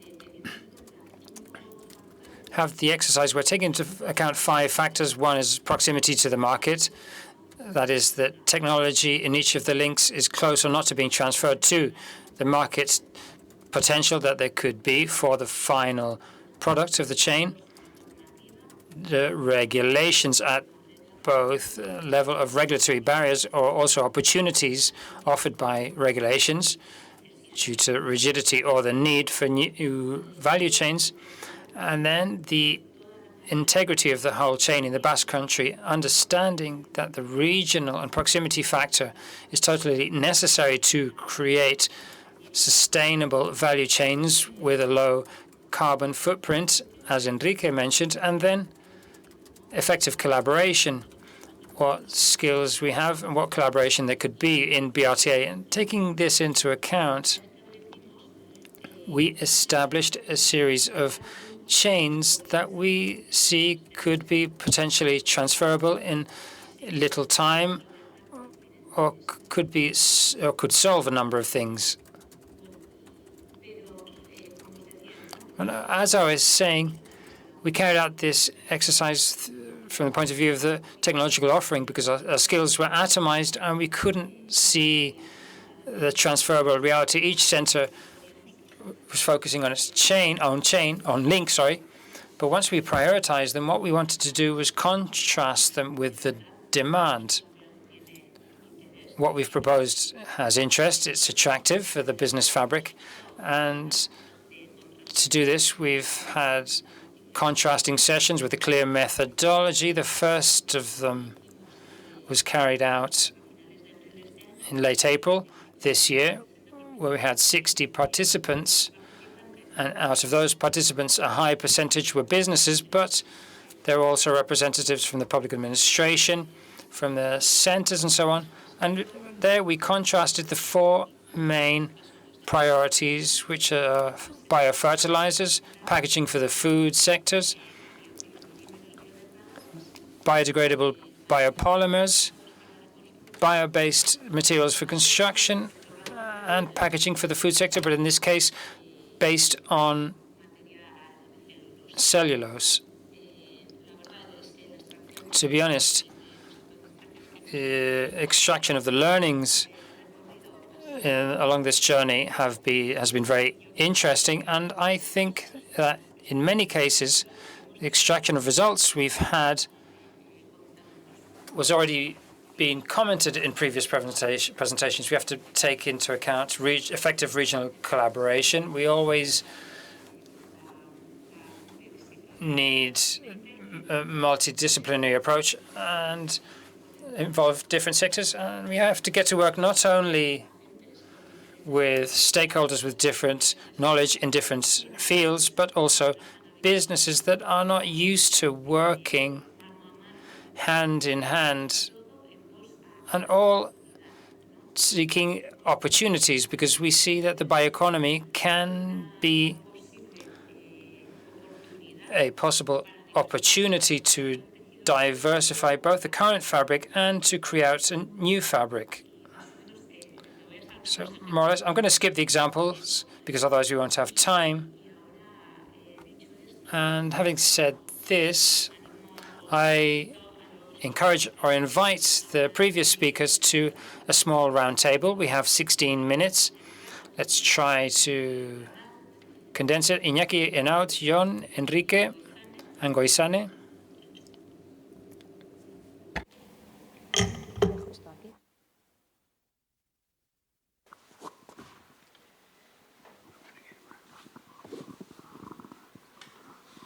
Esto ya está en marcha, ¿no? Vale, ya. Bueno. Thank you for your presentations, although I've already said that so some of you, but the first question I wanted to ask, and I would like to ask you to be concise. So a headline for you: when did the bioeconomy come into your lives? And for your specific projects, what importance does it have? Two things, just to give some context. And I don't know if you want to start. Well, as a biologist, I've always had the bioeconomy in mind since university. It's true that later we had a aquaponics project, and there we included microalgae. So, as I say, the ways to produce new products in a sustainable way. So to speak, from the beginning. Well, in reality, we've been working many years on the bioeconomy without really realizing it, and then when the term arose, I think it's when we moved from we had projects on bio. It was when we moved on to projects to do with fermentation, biocompounds, microalgae, and that's when we started to talk about bioeconomy, so to speak. Me too, I'm a biologist, now a baker. And for us, bioeconomy was maximizing our natural resources. The bioeconomy plays a very important role in agriculture. Our biggest raw material is wheat flour, and in Spain we're moving towards a more precision agriculture. There are a lot of projects we're taking part in. We have eco products, and it's true that Spain, which is a country that doesn't produce a lot of wheat, convincing a farmer to spend more time and taking more care of his crops when he's sold all of his wheat, it's quite hard to do, to have that will to do these things. But we are in farms with the Spanish Association of Cereal Technicians, which is very focused on doing things properly in agriculture, and then ourselves transforming that wheat into flour and then into bread. And the consumer, the last link in our value chain, the consumer is increasingly aware of health and sustainability. As I explained, maybe in recent years we've organized our department because I'm in the paper industry. So the bioeconomy has always been present, but it is true that maybe at a project level in recent years we've looked at what we can contribute, and that's what we're working on. Well, as environmental engineering construction companies, since working in this sector since the 90s, everything related to waste, seeing how to minimize them and take advantage of them, that's in our DNA. The concept of bioeconomy is newer, but we have worked in aspects of bioeconomy when it wasn't called that. More than 10 years ago, we were developing projects or launching projects for biomethanization with large waste producers, organic waste producers, and even with technology centers. We even developed a European project called Agro-Waste, but unfortunately, it wasn't possible to then put it into practice. Maybe later we can talk about the difficulty where even if there's technology and political will and a lot of interest by all the stakeholders, it's very hard to bring them forward, bring projects forward and put them into practice because there not the right conditions for that to happen. Thank you. I wanted to do this small exercise because when we did ours, we faced the same thing. Some already had already internalized what the bioeconomy is, and others hadn't. But what we wanted to do was define it well. Above all, the potential and the opportunity. It's not just about having the theoretical framework, but let's not miss opportunities, and let's collaborate. After that, I would like to ask you more specific questions to each of you. Koisane, you said that you're in the learning process, you're discovering, but in your presentation, you were showing us quite a lot of experience in the reuse and recovery of byproducts. But what limitations have you found along in this journey? And why have you taken the step to what I understand as a product with higher added value? And I wanted to ask you this question. What was the experience, but above all, the next step? What have you considered? What have you taken into account to take that step? As you said, when we showed our circular economy bioindicators, this is something that we've been working on for a long time, and it's very internalized at Orkin. We've worked on so many projects, but we never brought them out to the market. We had beer with bread. We've fed insects our bread. So we've worked on many projects, but the big limitation in all of them, and also with mycoprotein, well, let's see if we can get something out of that, but it's regulations and how we label these kinds of ingredients. How do you label it for the consumer? Of course, you have to guarantee food safety, This regulatory issue is what's missing. How do we label it? Very often, does the consumer understand what it is or not? This is a big limitation in these types of projects for the circular economy. And then when you take the leap to upcycling, giving it more value, the investment is usually in technologies that you don't have in the company, and you need an investment and people who are specialized in that technology. Those are two limitations, but it's also true there are lots of opportunities. It's a very good way to reduce waste, to improve sustainability, the image of the company, and then in the end, it could be another form of income and become profitable if you manage to sell these ingredients. We're opening up new markets, innovation, diversification. So there are lots of opportunities, but also limitations. So we always have to look for possibilities, that's true. And business opportunities, as you're saying, apart from regulations, it's the consumer's acceptance. And this is the question I wanted to ask Enaut. You already mentioned this. You've identified types of potential consumers for the products that you're developing, but what are the trends and how do you really know that the products you're generating will later be accepted, apart from the regulations that Roxana mentioned? Well, in that sense, there are about 10 microalgae at European level that are accepted for their use as food. That makes things easier because otherwise it would be very complex to propose industrial production of a microalgae which you don't know how to sell later. So in that sense, we've started with this microalgae because it's the most sold and most accepted, and its cultivation is less sensitive.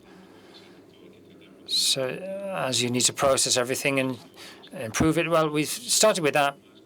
But one of the things that we obtained is omega-3. Today, it's consumed. It comes from fish.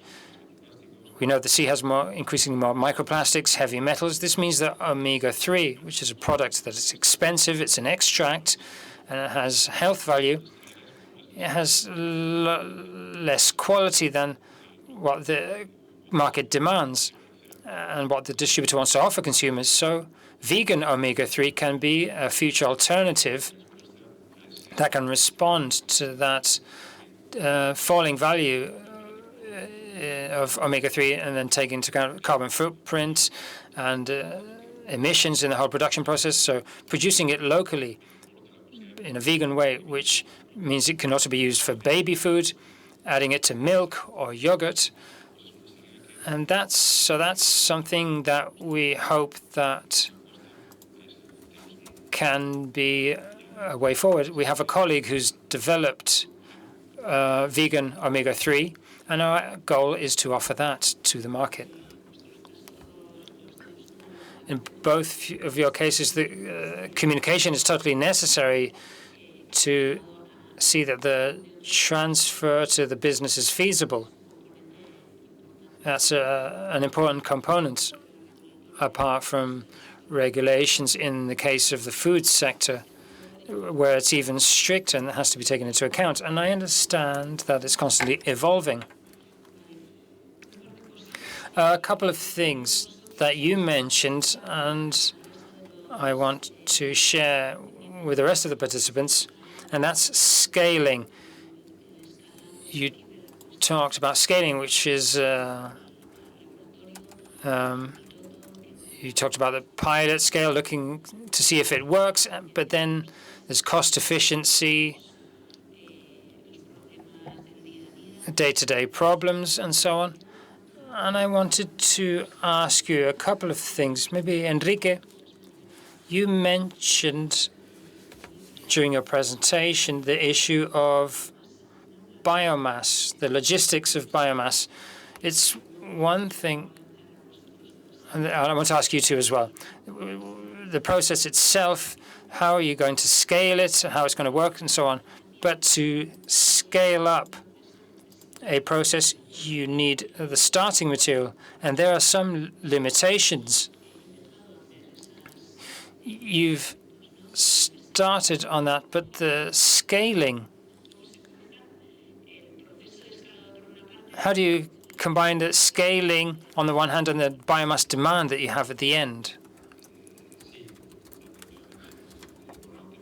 Yes, on the one hand, we have the starting biomass, which, as I said, has a series of outputs. Some are good, some can be improved. On the other hand, the scaling process,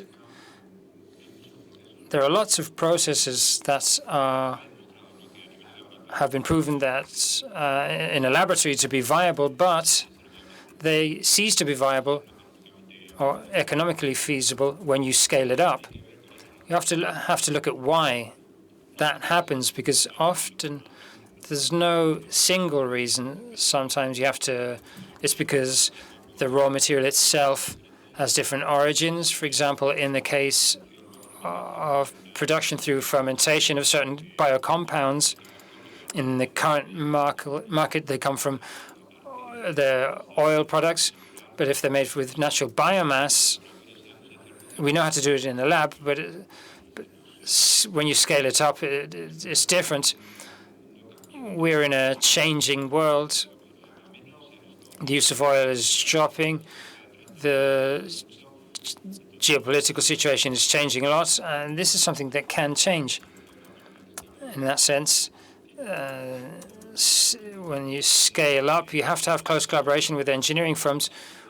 We've started the scaling in the lab as a technology center. We've taken this step from the basic to medium scale, but then there's where we haven't reached is where we have companies with proven experiences with industrial prototypes, and that's fundamental.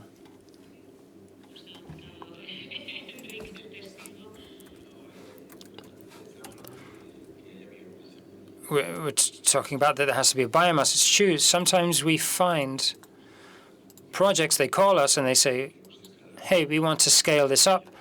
And the first question is, have you guaranteed biomass to make a specific product that you can then manufacture at scale? Because we're competing, this is the way things or maybe you're competing against natural fibers or large productions which have a low price. So first of all, you make an investment, you have the product, you can scale it up. And then maybe you don't have that biomass that's accessible, the price rises, and you're not competitive anymore. In addition to the fact that you're competing with others who have already set their prices. So that's usually the question we ask. And then, as I was saying, the high added value. I do believe that the work you're doing is very important. In Gipuzkoa, see what available biomass we have and what can we do, and then create solutions and high added value products that we could develop, scale up. There's technology and there's will. The issue is being right with the products that you want to work on. I agree with everything you've said. We've also had the chance to see lots of projects by companies that have experimented, replacing part of the materials, using biomaterials. And theoretically, in the lab, they work very well.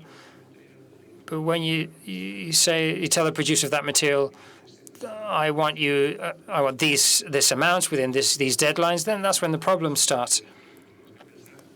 And we also have to consider that if we're going to scale up a biomaterial for a product, we have to look at whether it's sustainable or not. There's another factor that I think has been mentioned, which I think is essential. Not any biomaterial is good for our bioeconomy, because we know what happened with cereals for biofuels and the problems that were caused at an economic and social level. So that also has an impact. So you have to take into account a series of factors. As you were saying, you have to identify well where it's feasible, sustainable, where you can generate high value, added value products. So, in my opinion, when we scale up or in bioeconomy, you need the understanding of the needs and the requirements of each link when they're not used to working jointly. It's a cultural thing, I would say. There are other value chains that have been established here, and they have a dynamic. They have adjusted. They are continuously changing, but at least they're accustomed to it. And this is what was our case. Sometimes we didn't get the understanding of that niche biomass. Look, I need to talk to the farmer or to the cattle breeder, but for me as an engineer, the sensor, So just to recap, we have 2 minutes left. Well, not 2 minutes left. We have 2 minutes above. We've run out of time. And if you can just have, so we can a headline. You give me a headline, and then we can go to a coffee break. A headline of the entire section or the entire block. What would you like to highlight from your project or from what you have listened heard this morning? Well, so what I see is that all talks, people making efforts to bioeconomy, and that the value chain can work to, and companies and entities need to promote the fact that this is something, a reality, that we are work in progress. Sometimes we expect things that are going to happen in one way, it may happen in another way. We will see how it goes, but I think that we are in that walking phase. I think that bioeconomy has come to stay, is here to stay. And what's very important, what Iñaki said, when developing bioeconomy at a regional level, and that's the reason of this workshop, that not all lies down to big multinationals, but it's very important what happens at a local level. And collaboration is key among institutions, companies, R+D. And in Gipuzkoa, there is a very interesting a lot of companies that do this. Bioeconomy is developing, and I feel that there's more interest in R+D projects, and there's more funding. But in practical terms, the development, in my view, it's very slow compared to other sectors. It was completely unthinkable of some years ago, but now it's, as you say, it's here to stay. Bioeconomy and biosustainability is here to stay, and we see this in many fora. It's true that Spain, compared to Europe, we're a bit lagging behind, but I think we're doing a good job too.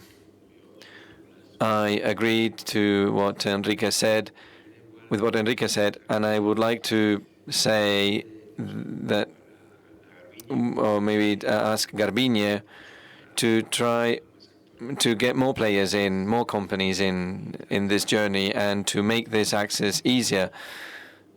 And if we have this, we have more players, and maybe having a pilot plant without having very clear the scaling options it's a problem with you don't know whether you're going to be able to scale it up or not. So we need to see how we're going to solve this in Gipuzkoa at least. And as Enrique mentioned before, is to have a place where you can do tests or you can do experiments to show or to prove that the objective is viable.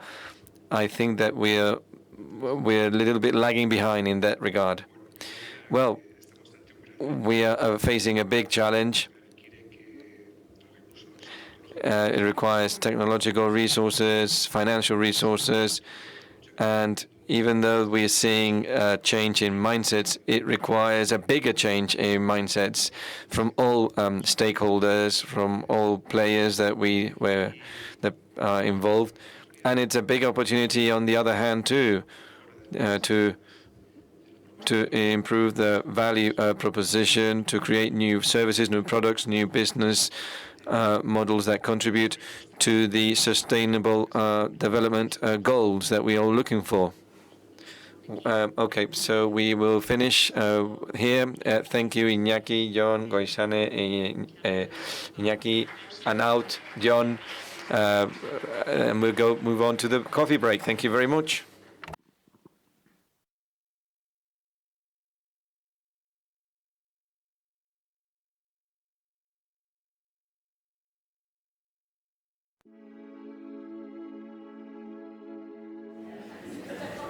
Okay.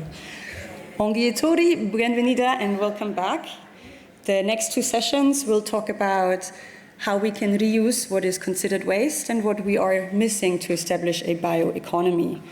But before we go into these questions, we have an online presentation by Lucia Fernandez Martinez, and she's going to tell us why these things are important. She's a project officer at the Bio-Based Joint Undertaking, which is a partnership that funds projects that are advancing bio-based circular industries in Europe.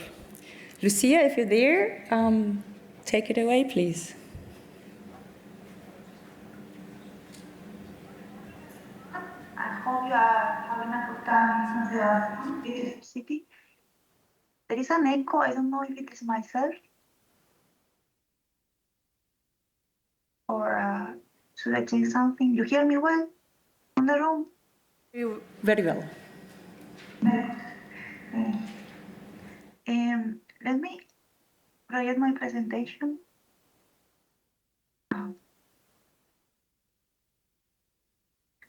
You see it well? Looks perfect. This is what I cannot see you, so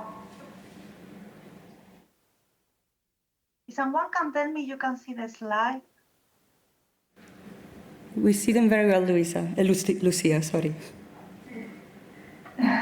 So hello everyone, I hope you have a good coffee break and you are enjoying beautiful San Sebastian. I hope I could be there. But okay, we take this online.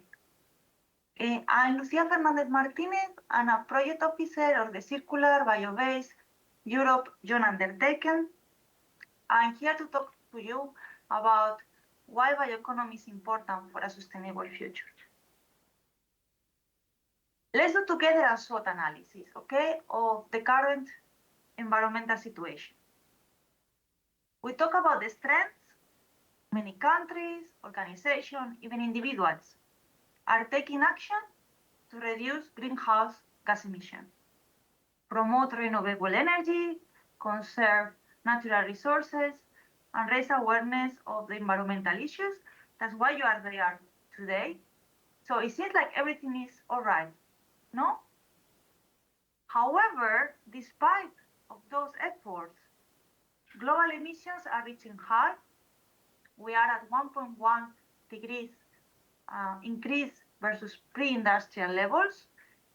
And it seems that this trend is not peaking, it's continuously increasing, and experts believe we will soon arrive to the 1.5 degrees set on the Paris Agreement.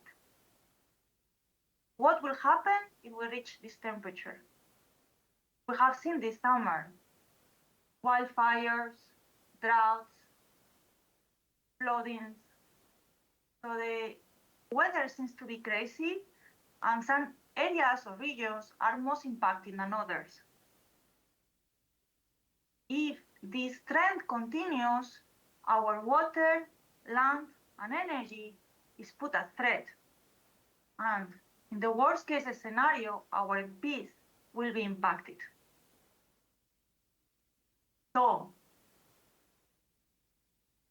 kind of negative feeling at this moment, but if there is a solution, yes, there is a solution, and it's the circular bioeconomy. Circular bioeconomy is using natural resources to produce products or energy. Okay? Will reduce Europe's dependence on fossil resources, support the achievement of the climate goals, combat pollutions, and protect and enhance biodiversity. So we can all do it. We do have the solution. But in practical terms, how we can do it? So that's why this conference and why we are here today. From waste to resources, how we can utilize our waste as a raw material that allow us to produce resources. If we are able to do that, we will reduce the landfill dependence. We need to create the technologies that are able to fermentate or create from those waste valuable products. And doing so, what will be the benefits? Will be creation of jobs and preserving nature. That is what we want to do. Okay? I'm from Circular Bioeconomy Undertaking, and many of you may not know, many of you may know. What we are doing is advancing the bioeconomy. And how we are doing it is through public and private investment. We are a European Commission, a European Union instrument in which public and private has been put together. Public investment to de-risk investment on the bioeconomy. We know the sector is still not mature, hence you need investment to be able to produce at an affordable cost products to compete with the fossil fuel alternatives. You need the private investment to make sure this is not just a research and innovation project, but something that really is changing the economy, creating skills and jobs that we all could benefit in the future. With the objectives that we set of creating the first neutral continent and increasing sustainability and circularity. Okay, circularity is very important. That's why our primary raw materials, we are moving out from the typical food, the typical, I would say, forest or agriculture, more type of material from the bioeconomy to more waste, where there is no competition and we can easily tap into to create a new system, circular, that will preserve the environment. And one of our projects is the Model to Bio project that you will be hearing today if you have not heard before. In this project is one of the examples of how can waste can be created to produce product, how technical challenges today on the waste can be overcome to create a different supply chain models that will favorize each of us in a near future. So today, food streams are not homogeneous, contains a complex mix of molecules, and separation is difficult. Also depends on which region you are or in which season you are, this will vary. These are one of the challenges that we have today with waste or with more bio alternatives to the fossil fuels, is the heterogeneity. Okay, it's very, we all don't have day in, day out the same quality of the incoming product. But Model to Bio has been set themselves to develop and validate a model where they can predict the physicochemical characteristics of this waste stream and recommend valorization alternatives, recommend which product they could be converted on. And this is fantastic because it will ensure supply of materials across the whole year and in different regions. So it's very important what Model to Bio is doing to set up the right system for the bioeconomy. We want to build a sustainable future together with you in Circular Bioeconomy Undertaking. We are engaging different actors. We are engaging the government because we need the policies, we need the funding and the public awareness to make this happen. We need the industry because they need to invest, create practices, knowledge, case scenarios that will allow to convince even more policymakers that the change needs to happen. And we need the society, each one of us, need to change our consumption practices to be able to move, to prevent the global warming that is already here. To finalize, I just want to show to you in Spain how much we have been investing. We do have 2 flagships that are full-scale biorefinery, funded, and they are the green ones on the map. And in the yellow one on the map are demo facilities, so are, let's say, not full scale, but pre-full scale, where they are testing if the products can be produced at full scale. The sources, we do have different sources of biomass, as I said before, agri, forest, even aquatic, and also waste, to create these new products, to change how economy is working today, from fossil fuels to renewable sources. So we have 149 million investment. We have 97 SMEs that are making this happen. So we hope with today's conference and in the future, we can fund more, you can contribute with us to make this change happen. That was all from my side, so thank you, Mela. Thank you, Luisa, for joining us and giving us the overview. I hope a lot of people are now inspired to apply for funding from your partnership. I saw people taking photos of your last slide, so it looks good. I hope you have the time to stay with us for a little more despite your busy schedule, and thank you once more for spending some time with us today. Now, after Lucia's very well introduction of what's about to happen, I can just say the coordinator of Model to Bio will give you a very brief overview of what the project is about, and afterwards we give you some examples of how waste can be reused. Tamara Fernandez.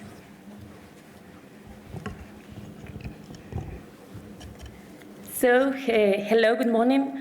As Melanie said, my name is Tamara Fernandez, and I am a researcher of the CEIT Technology Center, and I am also the coordinator of the Model to Bio project. Lucia explained, but I will put some figures and some context of the situation that we have nowadays. We can say that the waste management is one of the major challenges of society nowadays.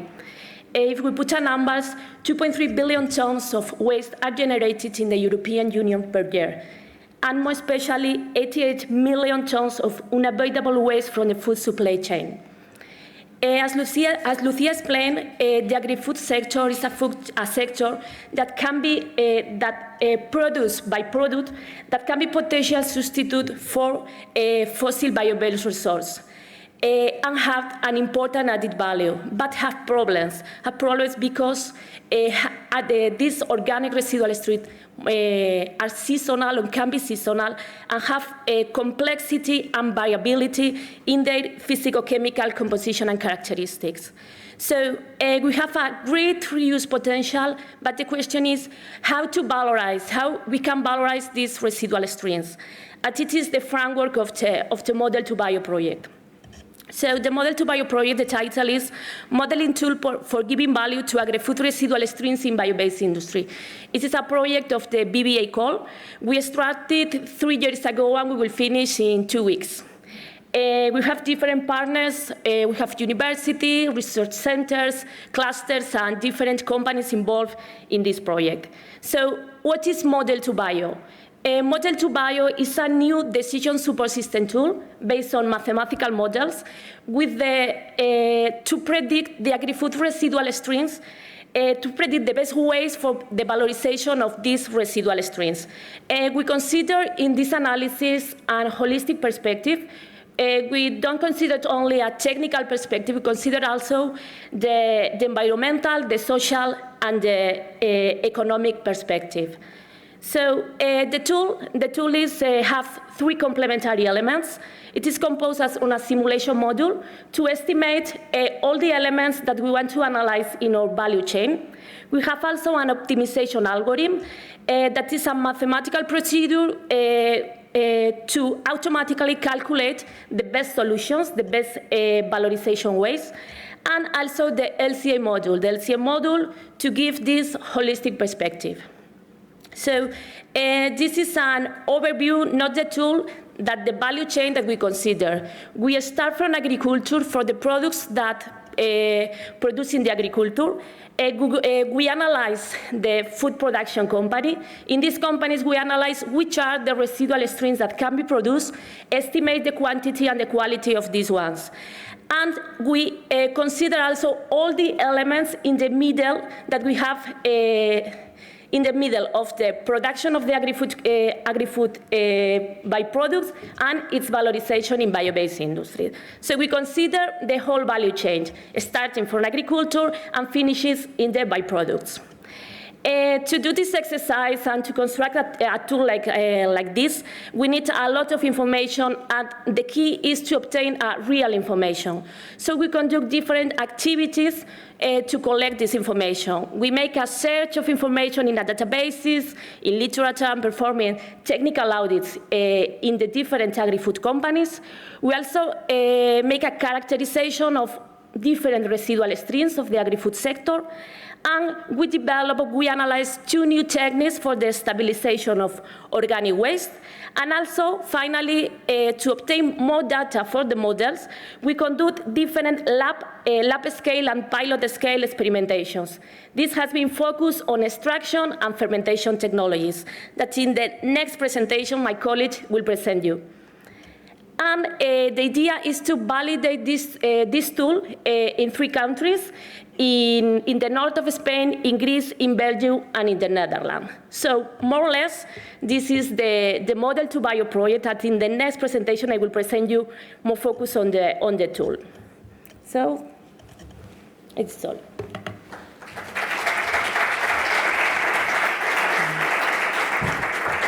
Thank you, Tamara. We have next a colleague of Tamara, Luis Sancho, also researcher at SAIT Technology Center, and he's going to give some overview of the different steps you can take to reuse waste.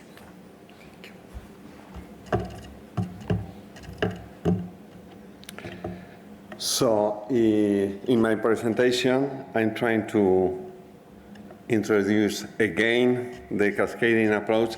I'm going to go to this cascading approach with some examples in the framework of Model to Bio project. As in the previous presentation has been told today, a very significant percentage of food losses now are produced during the complete food value chain. But at the same time, administration takes some measures in Europe, in the Green Deal framework. The main initiative is the Farm to Fork initiative that tries to focus in the sustainability and environmental responsibility of the entire food chain. But when we talk about the residual streams, I think that one critical step in the production of waste is the processing of foods. In the processing, we talk the transformation of raw material into processed food, in which for different raw materials we have different percentage, but could be very significant. But at the same time, we talk about waste, but this waste contains, in many cases, substances and compounds that resembles a lot to the raw matter.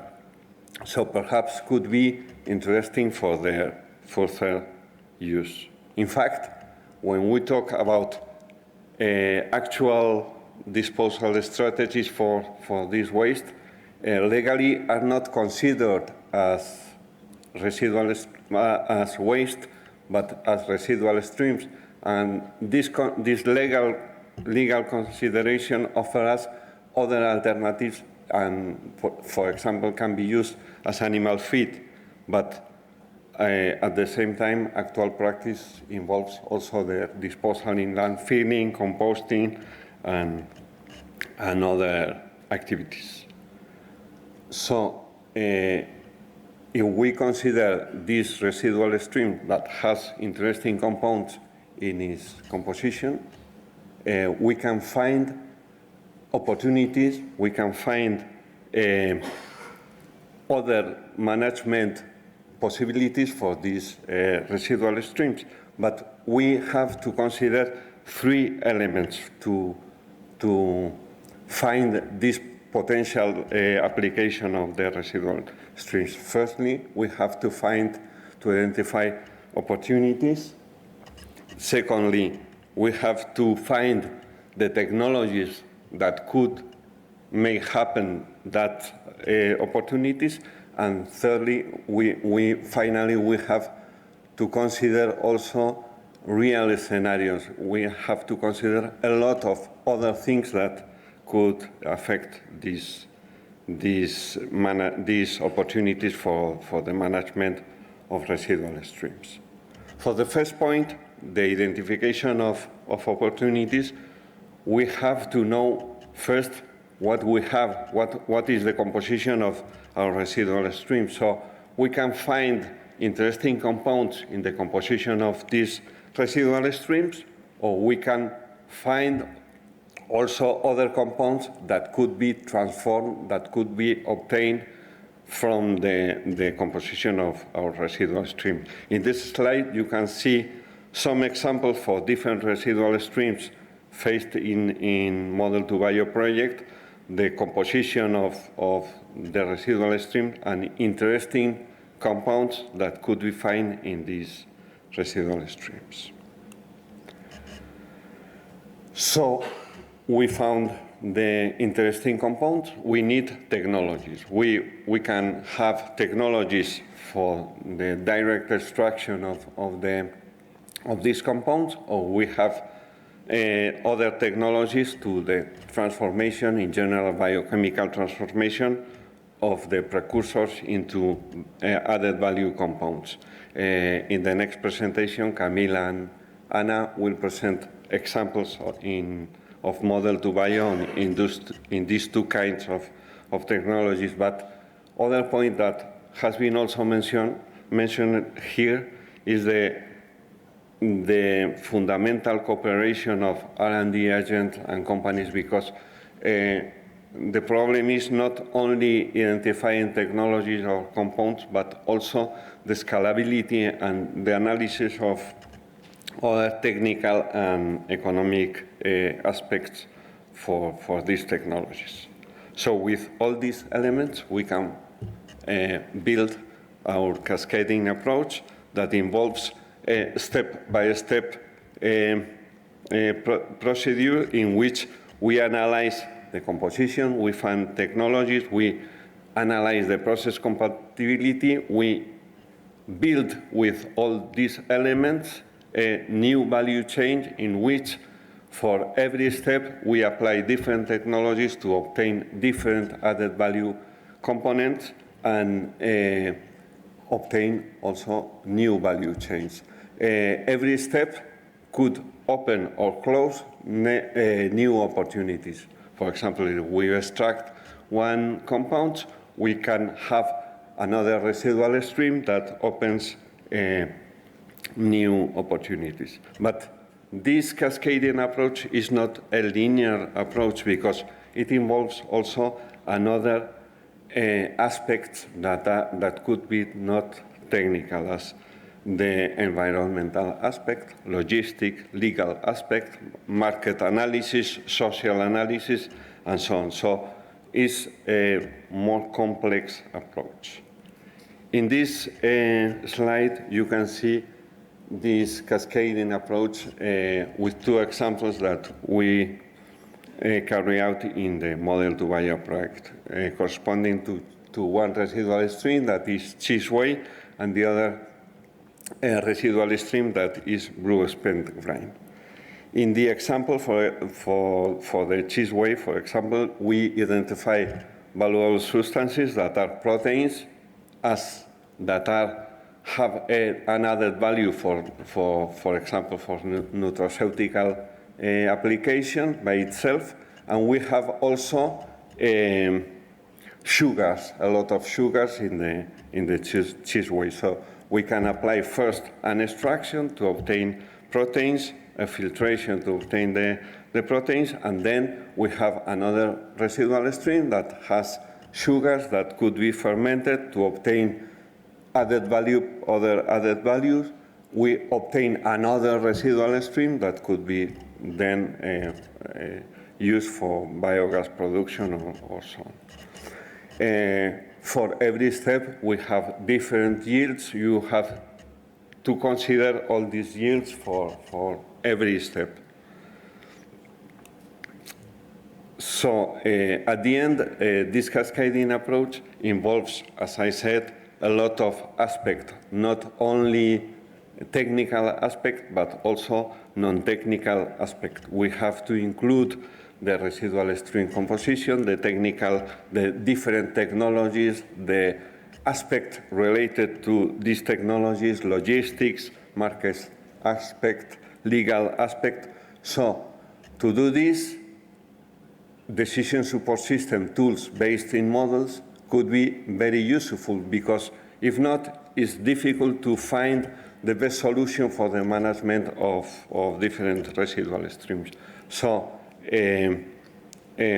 one of the, as Tamara said, one of the central aspects of Model to Bio project is also the development of the advance to develop this kind of decision support system tools to help the management and to find best solution for different residual streams. At the end, this is a very short presentation, so you can find additional information in the white book and in the flip book of best practice of Model to Bio that we have developed. Thank you.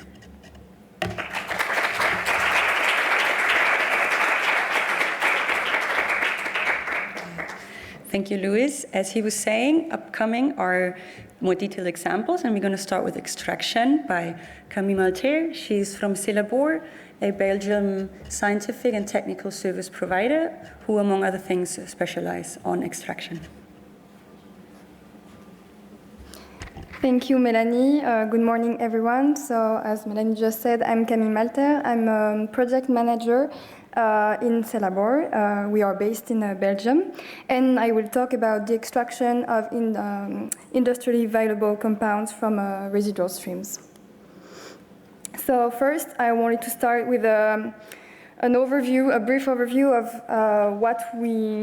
the methodology we use in Celabor to perform extraction. So as Luis just said, the first thing to do is to try to identify in a given raw material what compounds could be extracted from it, the composition based on literature review, characterization with different analytic equipment. After that, we have identified some interesting compounds, such as primary or secondary metabolites, so proteins, pigments, antioxidants, and so on. We developed different extraction methodologies with or without pretreatments to improve the extraction.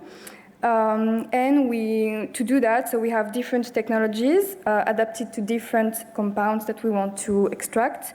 And we also do some optimization with the help of a design of experiment to improve the extraction and give the better results, the better yields, and the better activity. We also follow this step with some fractionation and purification techniques to try to concentrate the products that we have separated by different technologies, but I will talk about them later. After that, we have the post-treatment and the drying to stabilize the extracts produced. followed by then characterization and quantification with different methods, with HPLC, GC, and other analytical equipment to characterize our extracts. And in the last step, we can evaluate the activity of the extracts produced and its stability in time. So we have applied this methodology on 8 byproducts that were tested in the scope of the Model to Bio project. So we analyzed tomato seeds and peels, potato trimmings and potato stem peels, artichoke leaves, some grapes residue as well from the winery industry, so grape stems and grape seeds and peels, some brewer's paint grains, solid residue from the beer industry, and also pepper skins and stems. So the first thing we did was to characterize these materials and see what compounds could be interesting for us to extract with high added value. So this is what we found. It was also in Louis' presentation. For example, in potato stem peels, we found some glycoalkaloids that are secondary metabolites. In artichoke leaves or grapes, we found some polyphenols. Chlorogenic acids are a family of polyphenols. And for example, in BSG, we found proteins. But some of you might ask, what are glycoalkaloids? What are polyphenols? What are these names? So just briefly, I will go over the main categories of metabolites that we identified. Here you can also see the initial content in the different feedstocks we studied. So for example, carotenoids, polyphenols, glycoalkaloids, they are all secondary metabolites with antioxidant properties. Glycoalkaloids have anti-cancer properties. They can also be used in biocontrol, and they are present in very low concentration, as you can see, in the initial product, but they have a high added value if we can concentrate them. Extract and concentrate them. In BSG, we have proteins, 8% in the wet material, and this can be applied for maybe human food, for example. So these are the different technologies that we have developed based on the metabolites we identified and wanted to extract. So as you can see, based on the compounds and on their chemical properties, the technology that we applied was different. So for example, for polyphenols, or glycoalkaloids, they have more or less the same chemical properties, and we were able to extract them with extraction with solvents or water, followed by a concentration step with adsorption resin. And for example, for proteins from BSG, we performed an alkaline extraction and were able to obtain, in the end, 50% of proteins. So remember, in the last slide, we started from 8% of proteins in the wet products.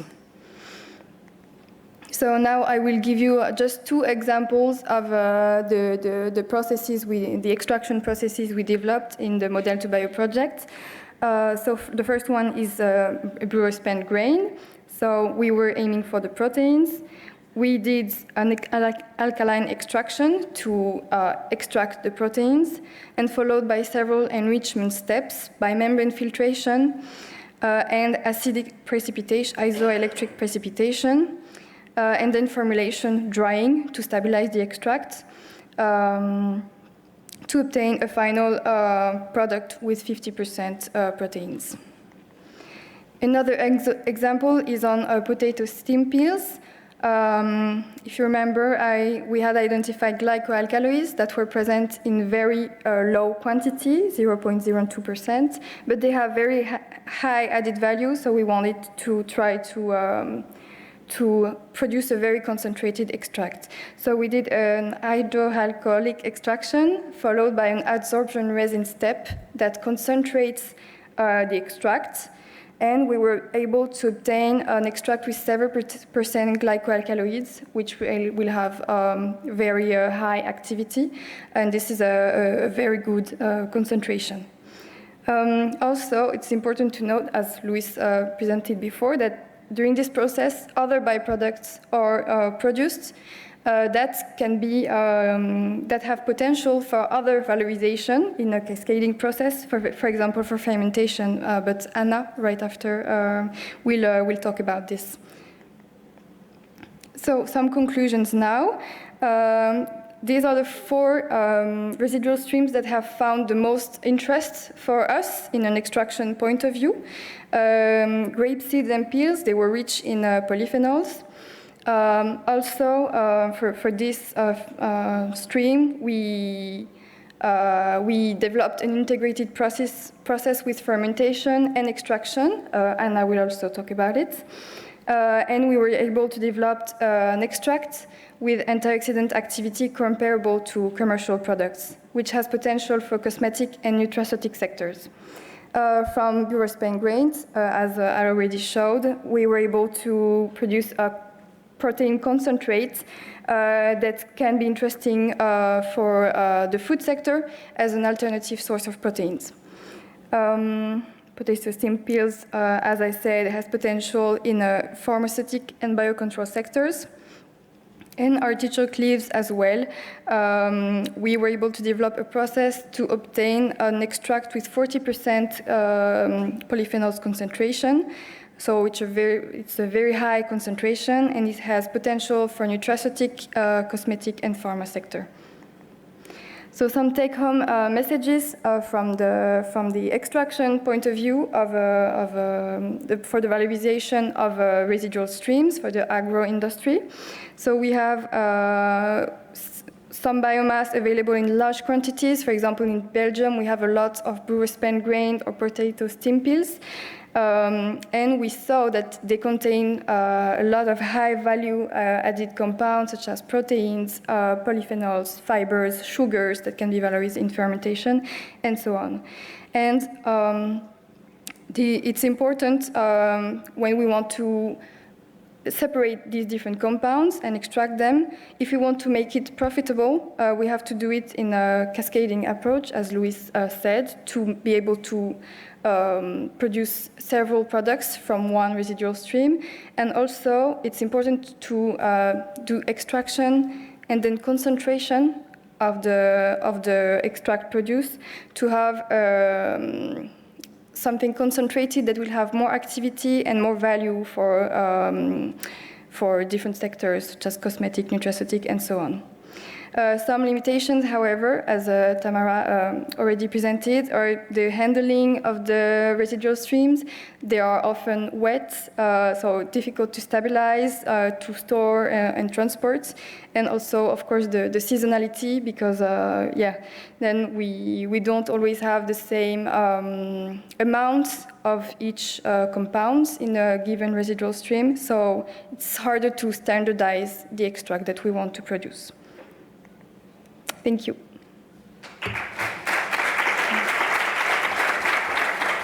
Okay. And our last speaker in the session is Ana Lopez Contreras. She's a researcher at Wageningen University in Research, and she's going to tell you some examples of how you can use microorganisms to produce products. Thank you. Thank you very much, Melanie. Thank you for coming here to listen to our work and to learn more. I want to explain how to use microorganisms to produce new goods or new products from the residual streams we are talking about. I am Ana Lopez Contreras. I work in Wageningen Food and Bio-Based Research. It's one of the institutes of Wageningen University and Research. And I am coordinating in the Model to Bio project the work on fermentation. And in collaboration with CETIC-CITA and SAID, mostly for the experimental work that I will show you. We have worked with many agri-food residues. We have done, the most characterizations have been done at CETIC-CITA, and based on this, data, we identified which biomasses could have the most potential to be used in fermentation. When we look, for example, at the potato, tomato, milk, wine products, and the Biospin grains, We can see that they are very rich in carbohydrates with different ratios, and also they contain high concentrations of proteins. So that already we have seen that this gives opportunities for biocascading. However, these residues are very different from each other, so you can see they are really different. They contain different type of sugars, different humidity. You need different stabilization conditions. So this is really one of the most important barriers that we find, that we cannot make one process to solve all the stabilization or for valorization. We have done screening on all the residual streams that we obtained, and the results I will show are the most promising ones in which we perform cascading of the valorization. Yes, I will show the work involving fermentation for valorization.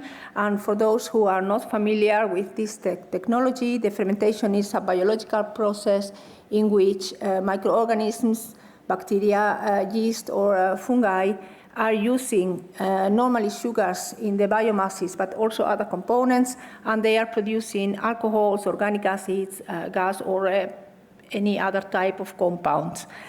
This is just, for example, the alcoholic fermentation. We all know it for beer or wine production. This is performed normally by yeasts. Here I have a picture of Saccharomyces.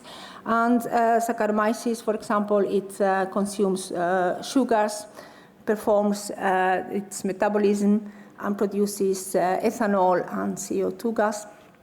But other fermentations are performed by bacteria, for example, for the production of vinegar, acetic acid, lactic acid fermentation for dairy products, or even to produce ethanol or butanol or other alcohols. Yeasts are also very much used currently for production of food ingredients, like citric acid or others. Fungi can be used for production of metabolites, but also they are very rich in protein, so you can produce mycoprotein, like we have seen this morning already in Okin, and the fungus itself is the product. Also, a fermentation that has been discussed today is the anaerobic digestion of organic materials, and you can produce methane, CO2, hydrogen, and you can also produce other organic acids or other components. The anaerobic digestion process is not sterile in contrast with the previous fermentations, and is performed by communities of microorganisms, not a single one. So I will show you some of the value chains. For example, we found that cheese whey is a liquid with a high concentration in carbohydrates. It's normally lactose, and it also has a significant concentration on protein that comes from the milk. What we can see is that cheese whey is a very good substrate both for anaerobic digestion as well as for fermentation by yeast or by bacteria. In this case, what we have done in the project is to extract the protein from the whey and also use the normal way or the deproteinized way for valorization to volatile fatty acids and hydrogen by anaerobic digestion done in SAID, or for using it as fermentation. And here I show you the highest scale for the fermentations that we use, the 10-liter scale for the anaerobic digestion and 2-liter scale for production of microbial oils. So we see that when whey is deproteinized, is still a very good substrate for production of hydrogen and volatile fatty acids, or even for production of microbial oils. Another interesting biomass that we really have very good results on it is on the potato peelings, potato stem peels. They are rich in carbohydrates, but in this case is starch that is a polymer of glucose, and also it contains protein. And also the alkaloids in the potato stem peels can be extracted, like Camille just said. And also these streams have been treated by anaerobic fermentation, anaerobic digestion at 50-liter scale. And we can see that we obtain good yields of volatile fatty acids and of hydrogen. What is interesting here is, for example, when we have the potato stem peels, they are still a very, they are quite, diverse, so you really need to pre-treat it. And after the extraction of the alkaloids, we have a raffinate, and this raffinate is, this stream is really good for anaerobic digestion. So the yields that are obtained are really much higher. In Wageningen, in our lab, we have done a screening of a lot of different fermentations, and we can see that we obtain about 20% of yield for production of microbial oils, about 30% yields for production of alcohols, and also this is a very good substrate for fungal protein production of mycoprotein. I have to notice that this substrate, it really needs a pre-treatment and also needs sterilization when you want to use it for fermentation. In the grapeseed and peels work, we have collaborated also with Celabor, and what we have done is fractionate the grapeseed and peels into a fiber fraction and a liquid fraction. In the liquid fraction, we had the sugars that are in the materials, normally fructose. But we applied several fermentations, and we obtained a very good yield of erythritol produced by the yeast Moliniella. So this was a very nice substrate for our fermentation. Also, you can take the grapeseed and peels as they are. They can be sterilized, and they can also be incubated with fungi. And then you can see that fungi, the ones we tested, are growing quite well on this material because they have good availability of sugars. And they are really a very nice substrate as well for valorization. The last example I want to mention is the brewer-spent grains from a brewery. This substrate, it can also be pre-treated and fractionated, but I will not show that. I want to show some screening that we did with some fungi, like, for example, Aspergillus, Fusarium, Rhizopus. And we see, and here you can see in the pictures, that the fungi really grew very nicely on this substrate, and it produced enriched material in microprotein. The most of the work done on this has been in model to bio. We have done a screening, so we didn't optimize most of the processes, but what we really wanted to generate is data for the model. Because in the model that we will produce finally, the data that will be there will be real data. So it will be data on the composition, data on the conversion, and also as much data as we know, for example, from the downstream processing, etc. So we didn't really focus on all the processes. And the take-home messages is that we can really valorize many of these substrates by fermentation because they contain enough sugars, and these sugars can be converted by microorganisms. If we do multiple products, then the economics is expected to be better, but however, we have to look to the whole value chain and to see which product from which biomass.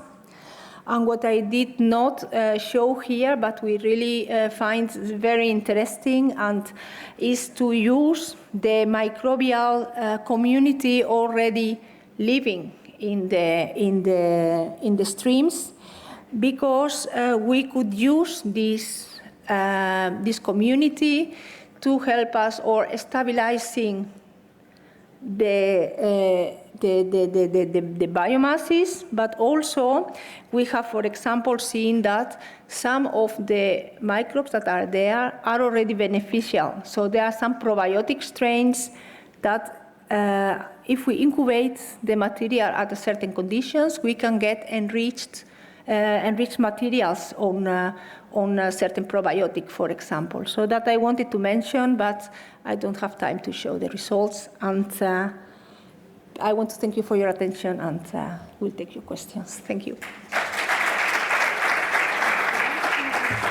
Oh, thank you. So the last three speakers are going to join me for a very short Q&A. Is there maybe a question from the audience? Okay, they're making up their mind.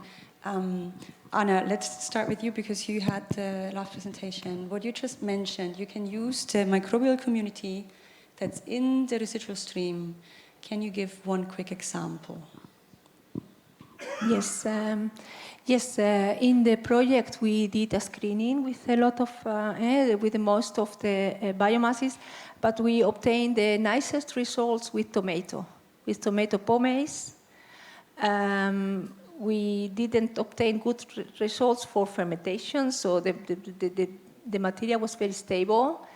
But what we saw is that in tomato pomace, in some of the samples we obtained, then there is some lactic acid bacteria, and they can be enriched with the conditions of storage.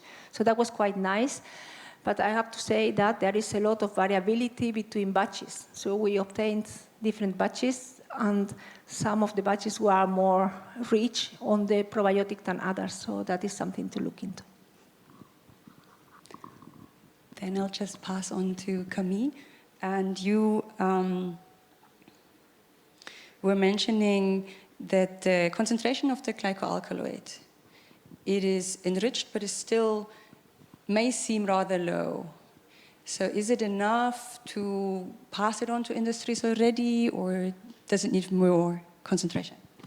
So indeed, for glycaloids, we decided to focus on this specific metabolite from potatoes because it's not so much studied already. And indeed, the initial concentration is very low, like 0.002%.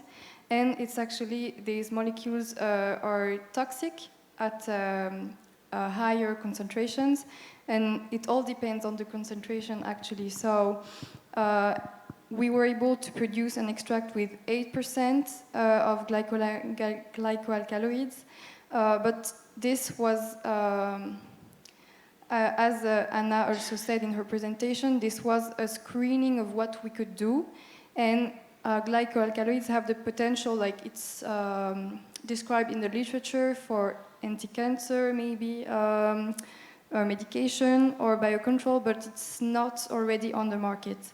So this was more exploratory, but on the other side, and I also forgot to mention it in my presentation, in potato peels, there are other compounds that are very interesting, such as proteins and also polyphenols. So we could imagine maybe a process where we could extract on one side the proteins, then the polyphenols and glycoalkaloids, and also use the different byproducts generated for fermentation, because they also contain sugars that can be used for fermentation.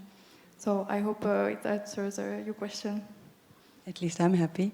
So what I understand is there is many different options, and one has to kind of tailor a value chain to a specific scenario. So Luis, I know the entire team has been doing lots of investigation. What aspects do influence the decision making when it comes to economy or sustainability? Well, I think that one of the most important things is logistics. I think that has been also mentioned here in other presentation, but perhaps you have a good idea to produce something, glycoalkaloids from potato, for example, and you plan to have a factory here, but if you have not the residual stream, you have a problem, because now transport of residual streams is an important factor that could affect this aspect. And the other one, I think that also another important factor is legal factors, but I think that projects like Model to Bio can help also to establish the legal framework, because sometimes the law says that this residual stream could not be used for this purpose because there are not any experience. So I think that this kind of project could help to administration to establish new frameworks to regulate the use of the residual streams. But I think that the technical aspects are important, the existence of technologies and the screening that we have made in Model to Bio are a very good step to go on, but also there are a lot of factors, logistic, economical aspects. Another thing that I think that Camille has mentioned, that is the downstreaming of the residual stream of the products you obtain is also important, because if you obtain, for example, acetic acid, but only one liquid with only 1% of acetic acid, you have to add another steps, and it is more money, more energy, and so on. I think I'll grant ourselves a final question, and we have one from the audience. Microphone is coming soon. Hi, thank you very much for your work. My question is for Luis. You talk about the main aspects of the Cascade procedure, and you talk about how important it is to have decision support systems that take into account the different aspects, the legal, the economical, and the technical. But who are the people that are using these tools? So who are we designing for these tools? Are there administration? Should be someone, from the private sector that it's going to maximize the economic revenue? So who are we thinking about when we are talking about decision support systems of this holistic view of the problem? Yeah, I think that it can be different scenarios for the application. One for sure is for administration, because sometimes you have to set regulation for the management of residual stream in one region, for example in Gipuzkoa or in Navarra or in Spain. Some kind of regulation, you have to know which are the possibilities, but also there is another chance to use this kind of tools, that is, if you are thinking in establishing a new business plan, for example, to use cheese whey or to use tomato pomace, you have to know first if it's economically profitable, if you have barriers, if you have problems for logistics and so on, or where is the best place to establish your business, or if you will have enough residual stream as Camila and Anna said. So I think that these kind of tools could be focused for different purposes. And I think also that in projects like Model 2 we have to adapt these tools for the specific use. Thank you. We're going to continue now with the last session directly, but I'm sure our 3 scientists are available for further questions during lunch. Thank you.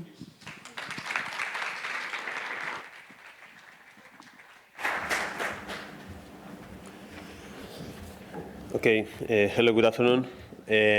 My name is Javi Santos. I work in Tecnun, the engineering school of the University of Navarra, and I am part of the team that has been involved in the Model 2 Bio project.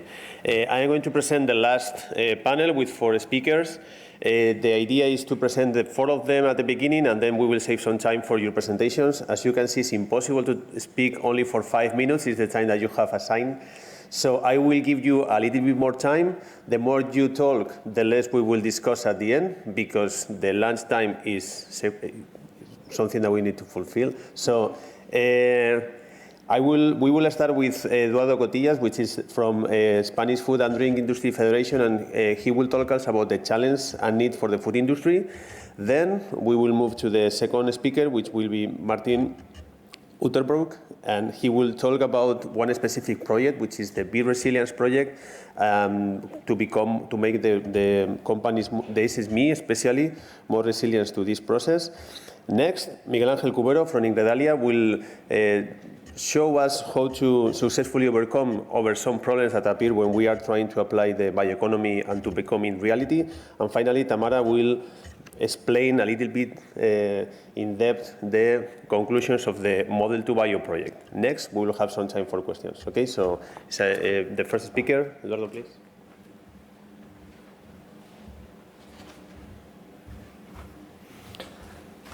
Well, thank you very much to the organizers for having the opportunity to be with you today. First of all, I would like to congratulate the project Model 2 Bio, to Tamara as the coordinator, and to the whole consortium. I guess it's a very good example of what bioeconomy and in general the new economy is going to be useful for all the food industry and all the chain values. I would like today to please, first of all, let me introduce myself. My name is Eduardo Cotillas. I'm the current Research Development and Innovation Director at the Spanish Food and Drink Industry Federations, and I'm also the General Secretary of Food for Life Spain. I'm going to explain now which one are my roles.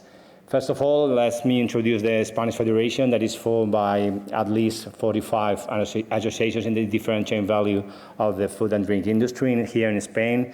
The sector is extremely powerful here because, in fact, before the COVID and after it, we are the main industrial sector. Well, you can see very different figures that are very huge. I guess all these amounts are a very good proof in order to know that the sector here in Spain is very, very, very huge, as I told you before. First of all, I would like also to introduce that our federation is also in a good contact with both the private and the public boards here in Spain and the whole Europe, of course.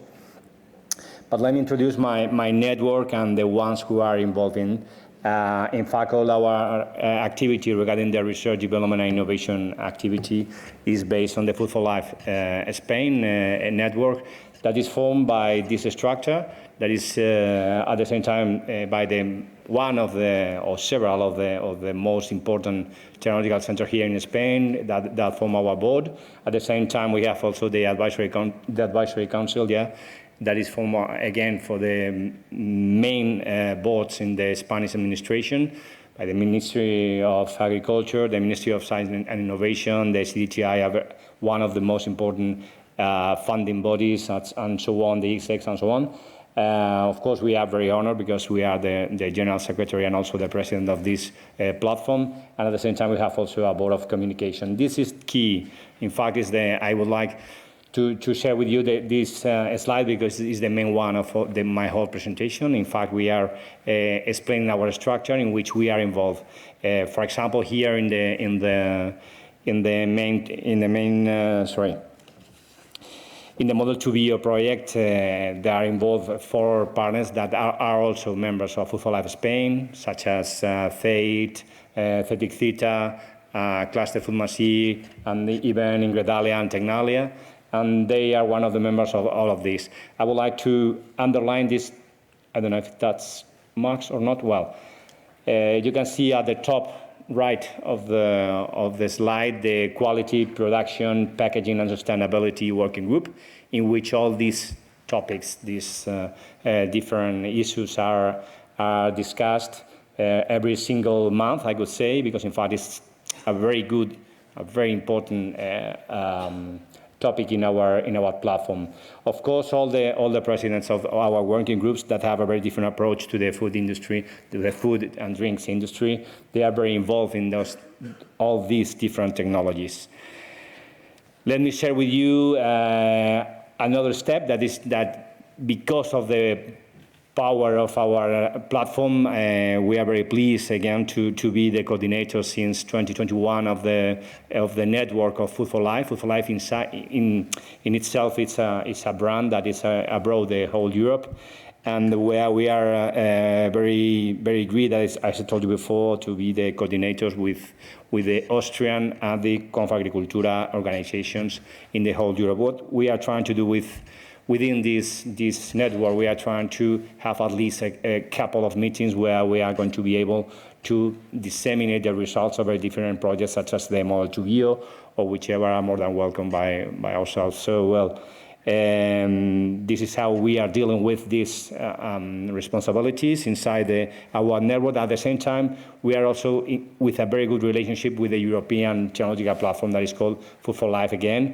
based in Brussels, and of course they have the powerful to be in contact directly with the European Commission and with their officers, and trying to go beyond with their different proposals and trying to have a very good approach in the different working programs and so on.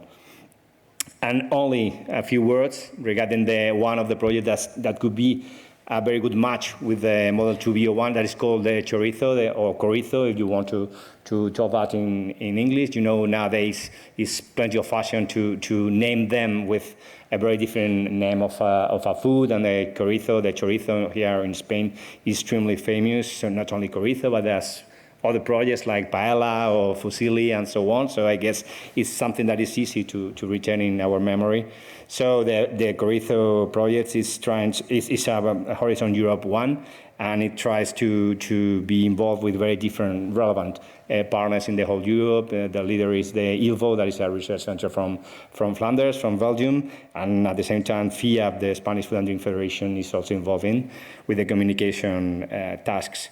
Chorizo stands for the changing practices and habits through open, responsible, and social innovation towards zero food waste. So it's something, we are trying to get an approach from the point of view of the consumer and trying to know how to deal with all the waste that is usually produced inside all these different chain values of the food industry. So, well, only for your info, that all this info at the same time is very well open for all your comments. I would like to introduce only 6 case studies in which we are trying to have a very different approach of the consumers, the food service, the food industry, even the communication, from a learning point of view also.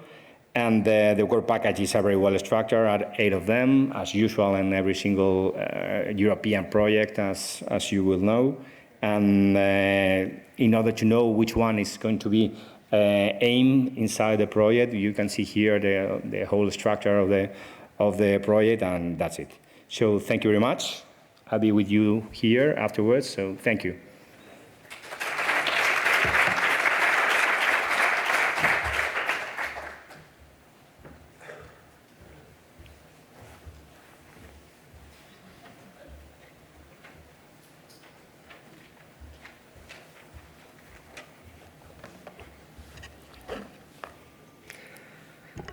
Hello, my name is Maarten Uitenbroek, and I'm an innovation manager at Flanders Food. Flanders Food is the cluster for the agri-food industry in Flanders, in Belgium. We are partner of the Model 2 Bio project, but I would like to talk today for the next few minutes about the Be Resilient project. And it's funded by the European Union. So what's it about? So in this project, we would like to empower, we would like to stimulate food producing, food processing SMEs, so small and medium enterprises, to increase their resilience by an optimum use of biomass. It's a cooperation between 8 clusters in Europe. So we have 2 clusters in Belgium, so Flanders Food and Wagralim, 2 clusters in France, it's Valorial and Innovalliance. We have 2 clusters in Spain, Food Mazi, who is present here, also the food cluster of Galicia. We have 1 cluster in Italy and 1 cluster in Greece and Central Macedonia. So what are the objectives? Of course, we want to stimulate innovation, internationalization among small and medium enterprises by optimum use of biomass. And we organize some events. We have some inspiration events also by presenting some articles and so on. But as conclusion, what do we do actually? We can deliver budget, lump sums, vouchers to SMEs in Europe. And we have 3 types of vouchers. So in the first column, you have this a business continuity plan. What is it?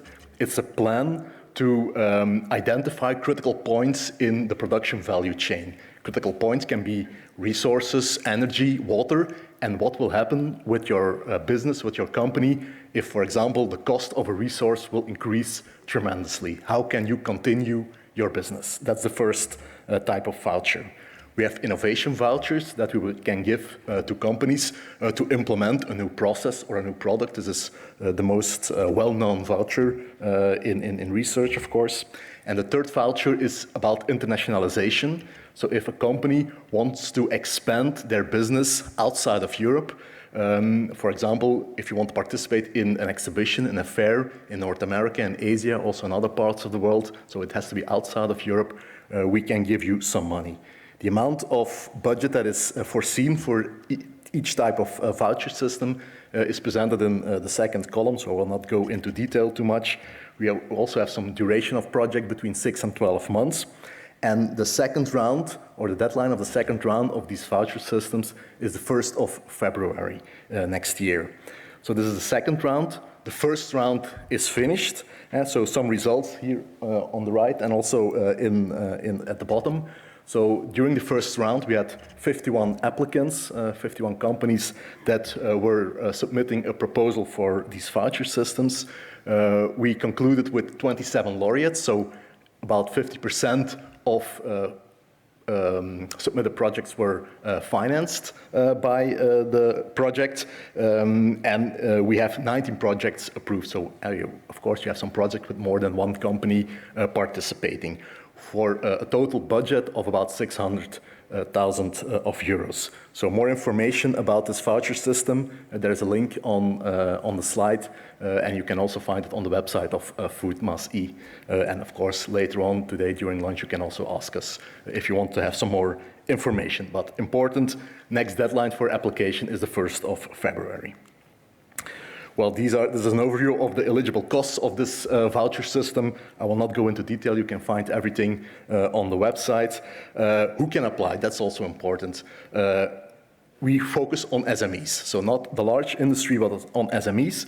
And the companies, they have to be food producing or food processing companies. And of course, we can also involve solution providers, technology providers in the project.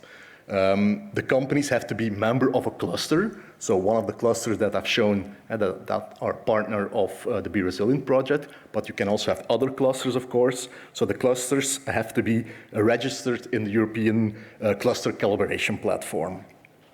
Application has to be written in English. There is a tool to apply and so on. So all the details you can find on the website, but those are briefly explained. What we also will organize in December, the 13th of December, in the afternoon, we will have an online event explaining you everything about what you need to know about applying for these vouchers and how can you have a link to this online event. Please keep an eye on our LinkedIn page of the Be Resilient project, because there you can find more information and a link to this online event. This is an overview of all the contacts, so we've listed for every cluster that is involved in the project a contact. So for example, for the Food Mazi cluster here in Spain, you have Sofia Ros, but there are also two colleagues of Sofia, Maria and Raquel. They are present here, so please ask them later if you want to know more about this. And of course, you can also always address also the other contacts in the other countries.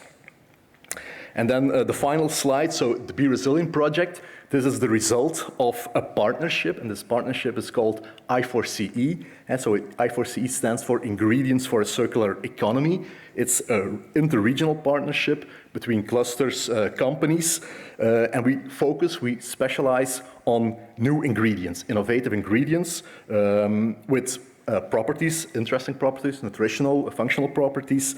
But these ingredients come from, of course, biomass. This can be new biomass, this can be also conventional biomass, and also valorization of byproducts, that as we have learned here today, some things about, is also included in this I4CE partnership. And the products that we are developing are for food, but also non-food applications, non-food products can be possible, including feed. And of course, as a conclusion, we develop ingredients for this circular economy as a whole. This is then a short overview of all the partners in this I4CE partnership. You can also find more information. You have some partners in Spain, in Belgium, France, Italy, and Greece. And with this, I would like to thank you for your attention. And conclusion, if you want to have more information, just address me or the colleagues of Food Mazi later on during lunch. Thank you.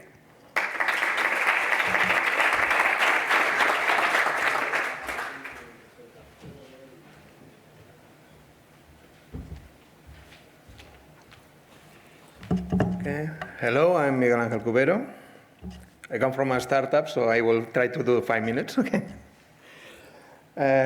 Actually, I'm going to explain our history, because that's how you have to overcome those hurdles, okay? This is our mission in life. Do more with the same primary production that we have right now. All of you should be familiar with food waste, but people don't think about food loss normally. It's what you are losing in the industry for processing. And that's a huge amount of quantity and money. We are talking about 14% in a min in the whole world. $4,000 billion in value a year, okay? Back in 2006, there was in what was named Consebro at the moment, Alinar right now, that is an association of the food industry of the Ebro Valley area, that is mainly Navarra and La Rioja, and a little bit of Basque Country too.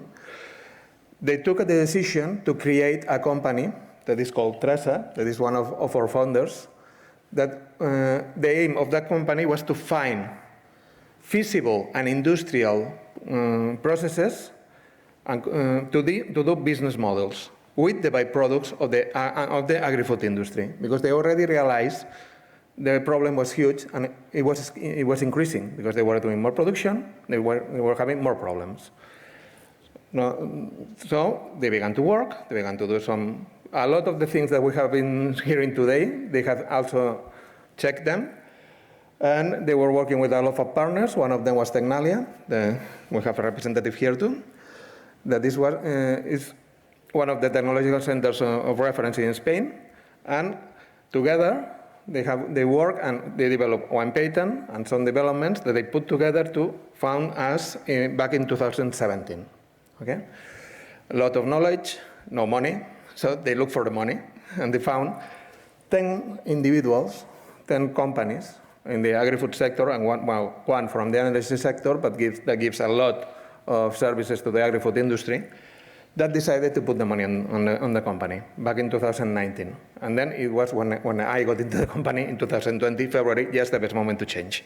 I know. Okay. How you have to do things from byproducts? You have to give value. How you give value? This is our value proposition, to be honest. We have technology, it's patented, it's protected, so we have to be unique, because that's the way you have value. We are the most sustainable one, because I'm going to explain now about broccoli that we recover. It's already in the market. It's really, we are the only company worldwide that is doing that from byproducts, okay? You have to put technology and science in your site. So you don't only have to do ingredients, you have to back them up with the science. We are creating our own science with our ingredients right now. Okay? We are doing clinical trials and things like that. And you have to be in price. You have to be competitive in the market. If not, nobody will buy you. Broccoli, I told 14%. In broccoli, it's 35% of food loss. Only in the Navarra region, we are talking about 35 to 40,000 tons a year in byproduct. What we do with that byproduct, we do two different extraction methods that I have seen them. One to recover the precursor of the molecule that makes broccoli a superfood, that are called glucosinolates. And in other process we do that we have developed in 2021, we recover the enzyme that activates the precursor to do the real bioactive, that is called sulforaphane. Then we put it together in a double-layer microcapsule, that's our patent, to protect the generation of sulforaphane until the bowels, where it needs to be absorbed. Why? Because when we eat broccoli or we take any other supplement from broccoli, we only absorb 1% because sulforaphane is not stable in an acidic media. So we have an enteric microcapsule, we protect it, opens in the stomach, opens in the bowel, sorry, not in the stomach, and then we are 4,000 times more effective at eating broccoli, or 3 to 10 times more effective than any of our competitors. We have already received a lot of acknowledgements, supports from engineer prizes from Food for Life, Eduardo knows. Also CDTI, Sodena, a lot of government in Spain has helped us. We are in the Forbes list for the food tech companies that is done for fooding. And 5 minutes.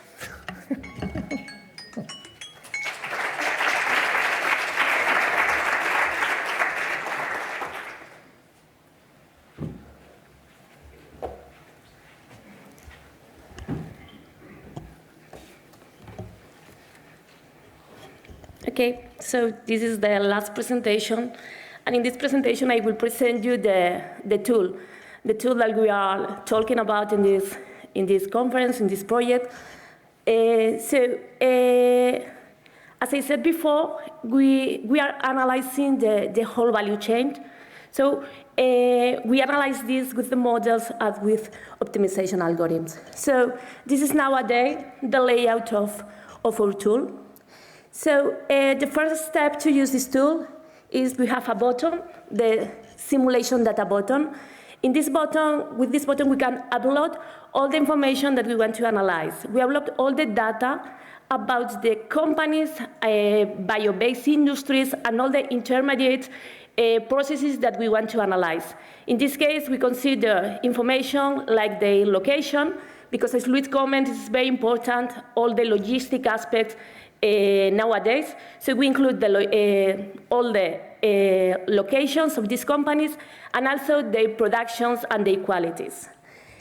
When we upload this information, we obtain a map like this one, and also all the information that we are uploaded, we can see in the figure in the different points located.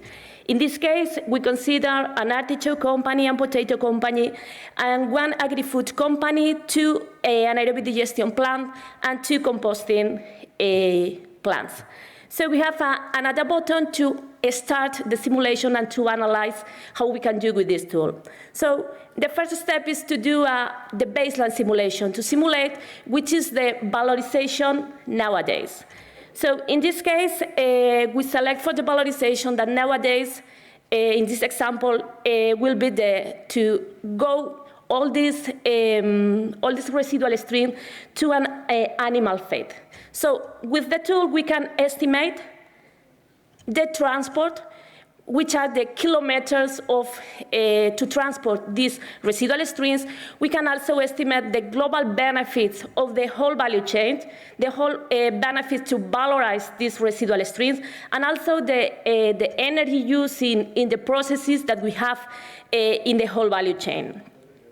Another important aspect of this tool is the holistic perspective. So, for this reason, we have the LCA module.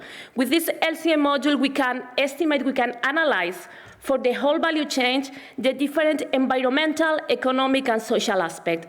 And we make another step relating the different environmental, economic aspects in the Sustainable Development Goals impact. We associate all of this, and we develop the fourth category, that is the category of the Sustainable Development Goals impact.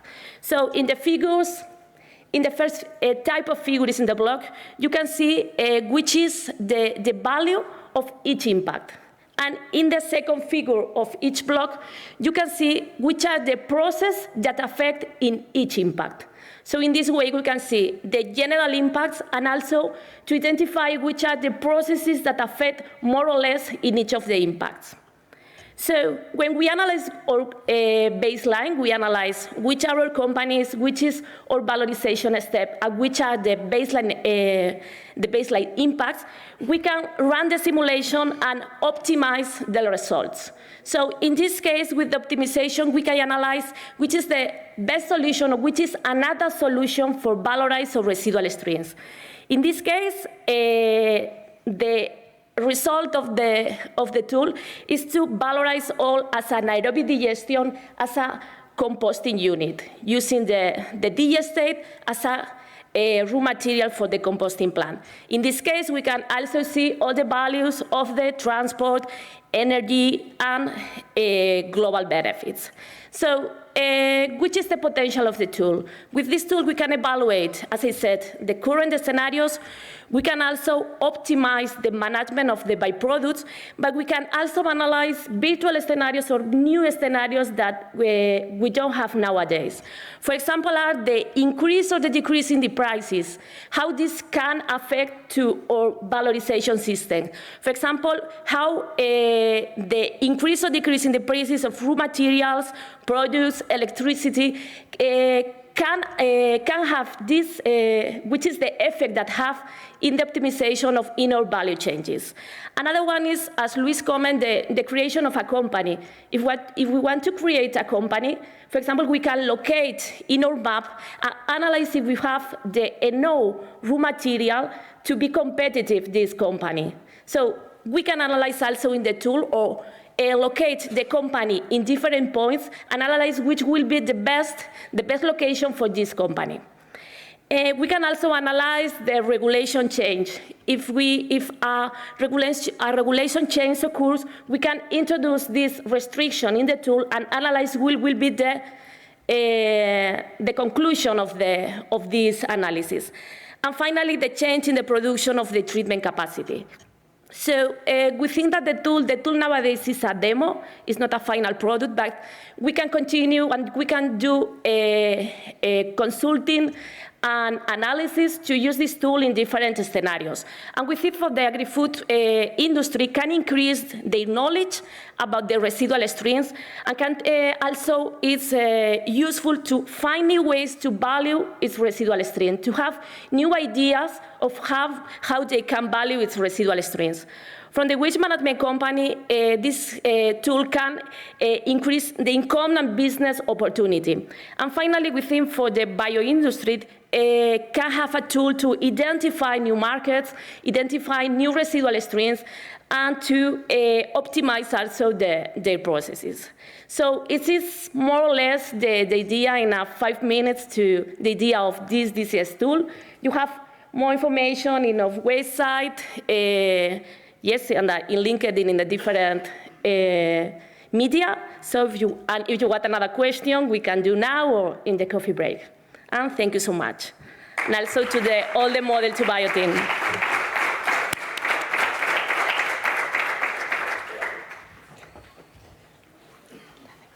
Okay, so please, the 4 speakers can come to the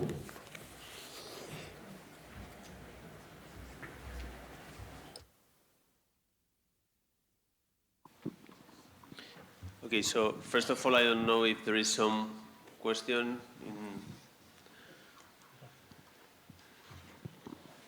You can do it in Spanish if you want. Someone will translate. Okay, so I have 3 questions for all of you. I don't want you to answer the 3 of them at the same time. You can choose one of them. Because the idea of this panel is to make circular bioeconomy a reality. And I would like to know, from your point of view, what can companies do to start? What should be the first step? When I mean companies, I mean traditional companies, not those companies that have appeared specifically for this topic. What must government and public entities do to facilitate this process? And the third one is which barriers should be eliminated to speed up the process to make the bioeconomy a reality? Okay? So you can choose one of the 3. We have one round with one question. Choose one, and we will see if there are more questions later. Okay? Just one of the 3. So companies, governments, and which barriers should be eliminated. Yeah, thank you, Javier. Well, from the point of view of the companies, you could say they belong to our structure, both FIAB, the Spanish Federation, and also there are many companies that are belonging nowadays to Food for Life Spain, technology platforms. And trying to link with the first panel of this event, in fact, where all the bioeconomy concept was discussed. In fact, we were having a discussion at the same time with Miguel Angel and with my colleagues from the cluster Food Masi and so on. Well, the bioeconomy concept or model or word or whichever is very, very old. It's, I don't know, 20 years ago or something like that, because in fact the 7th framework program was called KBBE, Knowledge-Based in Bioeconomy, and we were in 2007, so I guess all the papers were made 2 years before. So, but my point is that nowadays is when all these companies were able to share with all of us all these new interests from very different points of view, from startups, in fact, with Ingrid, but also with the colleague who was at the first panel, or with all our colleagues from SAID or from whichever. I aim that nowadays is when all these projects has become real. You know, it's something that is now real. Or, for example, regarding what Tamara has been shared with all of us of the Model 2 Bio project, I guess all the data nowadays is when we can afford to deal with. Not before, because in fact there were only theoretical projects or proposals or whichever, but nowadays I guess it's more than real, the way in which all the private companies are trying to deal with the bioeconomy or the circular economy or whichever concept. Okay, I will try to answer 2 of them in one answer, okay? From the point of view on companies, a lot has been already said by Eduardo, so I'm not going to repeat that. But it's real that, to be honest, the circular economy, we don't use circular economy, we are circular economy. We are founded, based by circular economy, and we don't know how to do things without it, okay, in our case. But that's, we also know that that's not the usual, because normally, when you take into account a standard way of thinking of a corporate, of a big company, at the first time, the circular economy is not profitable, because you have to invest a lot of money, a lot of time, and the return of investment is normally large in time. So, in the traditional way of thinking of a corporate, they say, okay, forget it, because we need to be more profitable. That's one of the reasons a lot of the work has been done already by startups, because that's not the way of thinking of a startup. When a startup is patient, is I believe in my project, I do it. I don't care if I will return the investment in 1 year or 10 years. And part of the problem that a lot of corporates and startups find is regulatory at the end, because sometimes you go faster than the regulatory framework. And there are problems, there are other things that you do that then can become a novel food, can have problems, and small companies, startups, they don't have the money to withstand the time, and then because For example, Biofood, that was also one of the laureates of Ingenia prizes. It took how much? 8, 9 years to get through the novel food process. It's a huge quantity of time and money for a small company. And of course, a big corporate. There are corporates, big ones, I'm not going to say names, that I know, they withstand novel food ideas because they don't want to spend the money. So we need that the regulatory framework is more accessible for innovation, that can help innovators to do things. Thank you. Martin? Yep. So from my point of view, what we have in Europe, we have very good universities, research organizations that do research, and we all know that. This is something already established. What, from my point of view, we need more is good pilot infrastructure. This was also explained by several other speakers. And so to bridge the gap between research at the lab scale and the industrial scale. But I see this also more and more the last coming years, that pilot infrastructure is becoming more and more available across Europe. What we really are missing are new businesses. So new companies, new startups, new entrepreneurs like your company, like the company of the LG that was talking previously.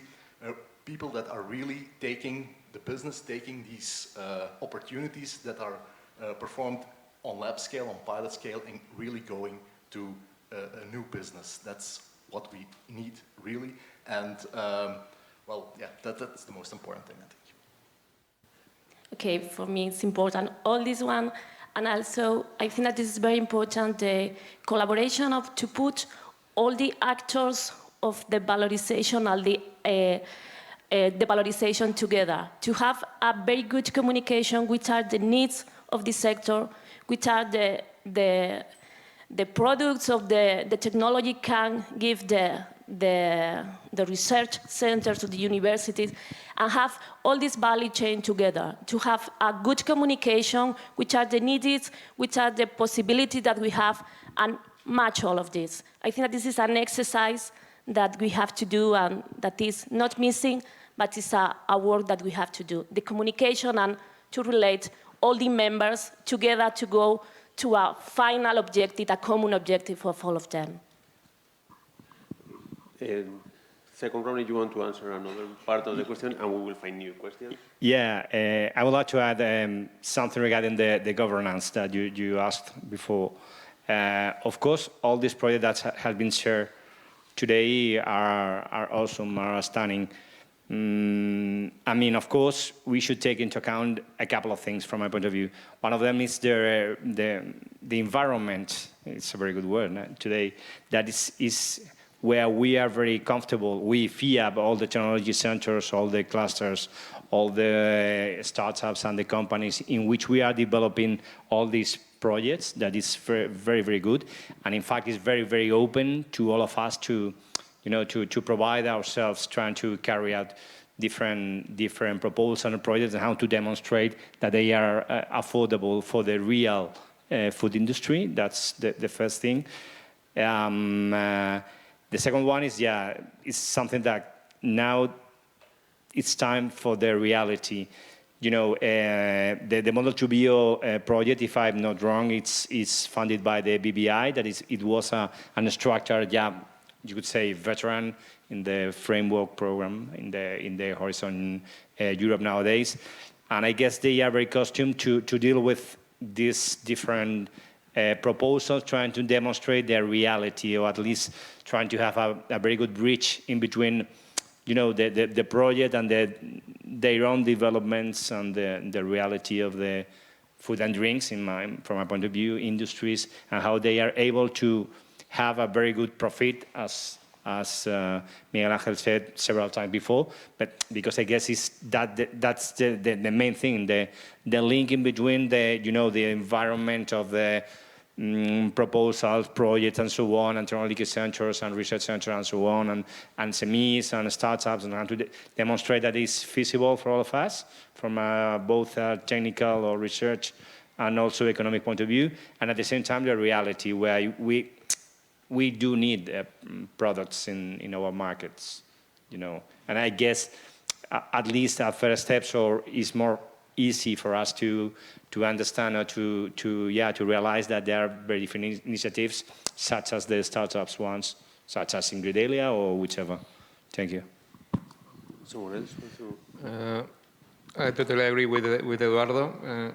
From my point of view, what we have to evolve, at least in Spain and in Europe, is to treat all the system, corporate startups, government, universities, technology centers, not as parts, as a whole, an ecosystem. We are an ecosystem. We have to learn how to work as an ecosystem. Because one of our key points, actually, is that we believe that value is for everyone in our value chain. When we are doing a product, at the end we are giving back value to the transformer, to the primary producer, to the consumer, because it's getting healthy, natural ingredients, different from the ones that are now in the market in nutraceuticals, that are better, more effective. So at the end, it's cheaper for them, and they can take it every day. So that's the idea, give back the value to everyone, so everyone profits from the models, not only one company or one person. Yep. So I agree, of course, with the previous speakers. I think when you look to all these processes, fermentation, extraction, and so on, so technically a lot can be done. A lot is feasible. For example, drying of byproducts. Byproducts are very wet. Drying is not difficult, but it costs a lot of money. It costs a lot of energy. So bringing a technology to the market, we need really people who are going to do that. And therefore, we all know that financing a research project is very difficult regionally or by European money, but really funding startups, people who really take a certain process, a certain product, and want to develop that further to scale up, this is, I think, very important. Okay. Give a lot of money to him, I want him. There's one more question for all of you. So during this workshop, we have discovered that collaboration is the key word. It has appeared several times during the different speakers. When we are developing projects, it's quite difficult to obtain and to collect data from companies because they hide some information because it's really problematic, the waste, all those things. So how could you combine those companies to share something that in some cases they don't want to share because it's like showing that their processes are not good enough or they are producing a lot of waste? Let's talk about waste, okay? So how could you combine, so what the word you can say, no, let's collaborate to what he can obtain from our work or for this new economy? Or Tamara? No. Yes, I think that the key is to involve the companies at the beginning, not to start a project without involving the companies. We have to develop something that it is the interest of these companies. So this involvement have to start from the beginning. We have to, this involvement, look at these companies, what they need. So in this case, to obtain data is easy because it's something for them. So I think that this involvement from the beginning is essential to obtain data and to have a realistic and useful technologies, processes, and products. Yeah, sure. Sure, of course. How to deal with the management of data? I would like to add to what Tamara said. That is, yeah, I guess at the same time, inside our environmental research, development, innovation projects or proposals and so on, we are very comfortable with that, and I guess there's no problem. But when we are going to try to go beyond, to go further with the reality, is where we could find different barriers trying to avoid sharing the data that in fact have been evolved or researched or something by all the members of a consortia or something. That's key. I have to recognize that not every single project is very real, trying to track to another step in trying to go to a real result. So I guess that the model to be, in fact, it was a project that I knew before because Tamara was presented this one in our network. I guess it's very successful from the point of view of the data. It's key because, in fact, everything is, all these proposals and projects are very attractive, you could say, because they are politically correct. But the point is when a company can go beyond with this data, trying to get new solutions to the market. The startup one is because they are very eager, trying to get a new market and so on. And although Miguel Angel is a friend of mine, I guess is what he's doing all the time. But I mean, regarding the corporations or even the SMEs, where in the Basque Country, of course, we have very different examples of that. Is the way in which they can test the results of previous projects. Yeah, I totally agree too. And then is that this startups is patient, so you believe. So it's very easy to convince people that believe in things. You only have to be somehow aligned with them. And in the ones that we are in circular economy, it's very easy to convince us and collaborate, to be honest, okay? But at the end of the day, companies, and normally management in companies, are harder in that point. They believe in benefits. They are beginning to believe in more things than benefits right now, but it's not a work that we have to do. It has to be done from the government, from the society, that we have to convince all the companies that collaborating is key for the future. Obviously, there's know-how, there's patents, there's way of protecting yourself from some things. I'm sure that a lot of companies believe that if I share that data, maybe I will get a fine, I will get something. So that's part of the government has to convince them. We need data, we need to know the problem. So go ahead, share, help us, and then we will see how we solve the problem, not only how we blame people, because we don't have to blame, we have to solve. Yeah, so maybe some additions. So I think if you want to have a good cooperation between industry and research, you need to have a good trust between companies and the researchers, so that's important. Also, like Tamara said, taking companies with you in European projects or regional projects is very important to build that trust and to show them really what the advantages for the companies. Well, finally, I've had some feedback from companies that are participating in European projects.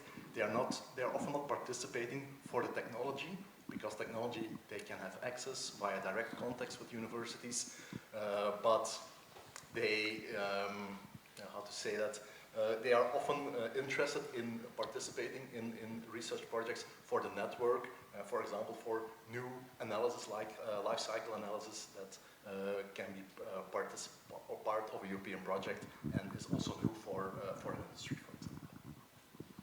Okay, this is the last time for the audience to ask for questions. We are on time. 3, 2, 1. Okay, so thank you so much for your presentations and for your roundtable. Thank you. Thank you.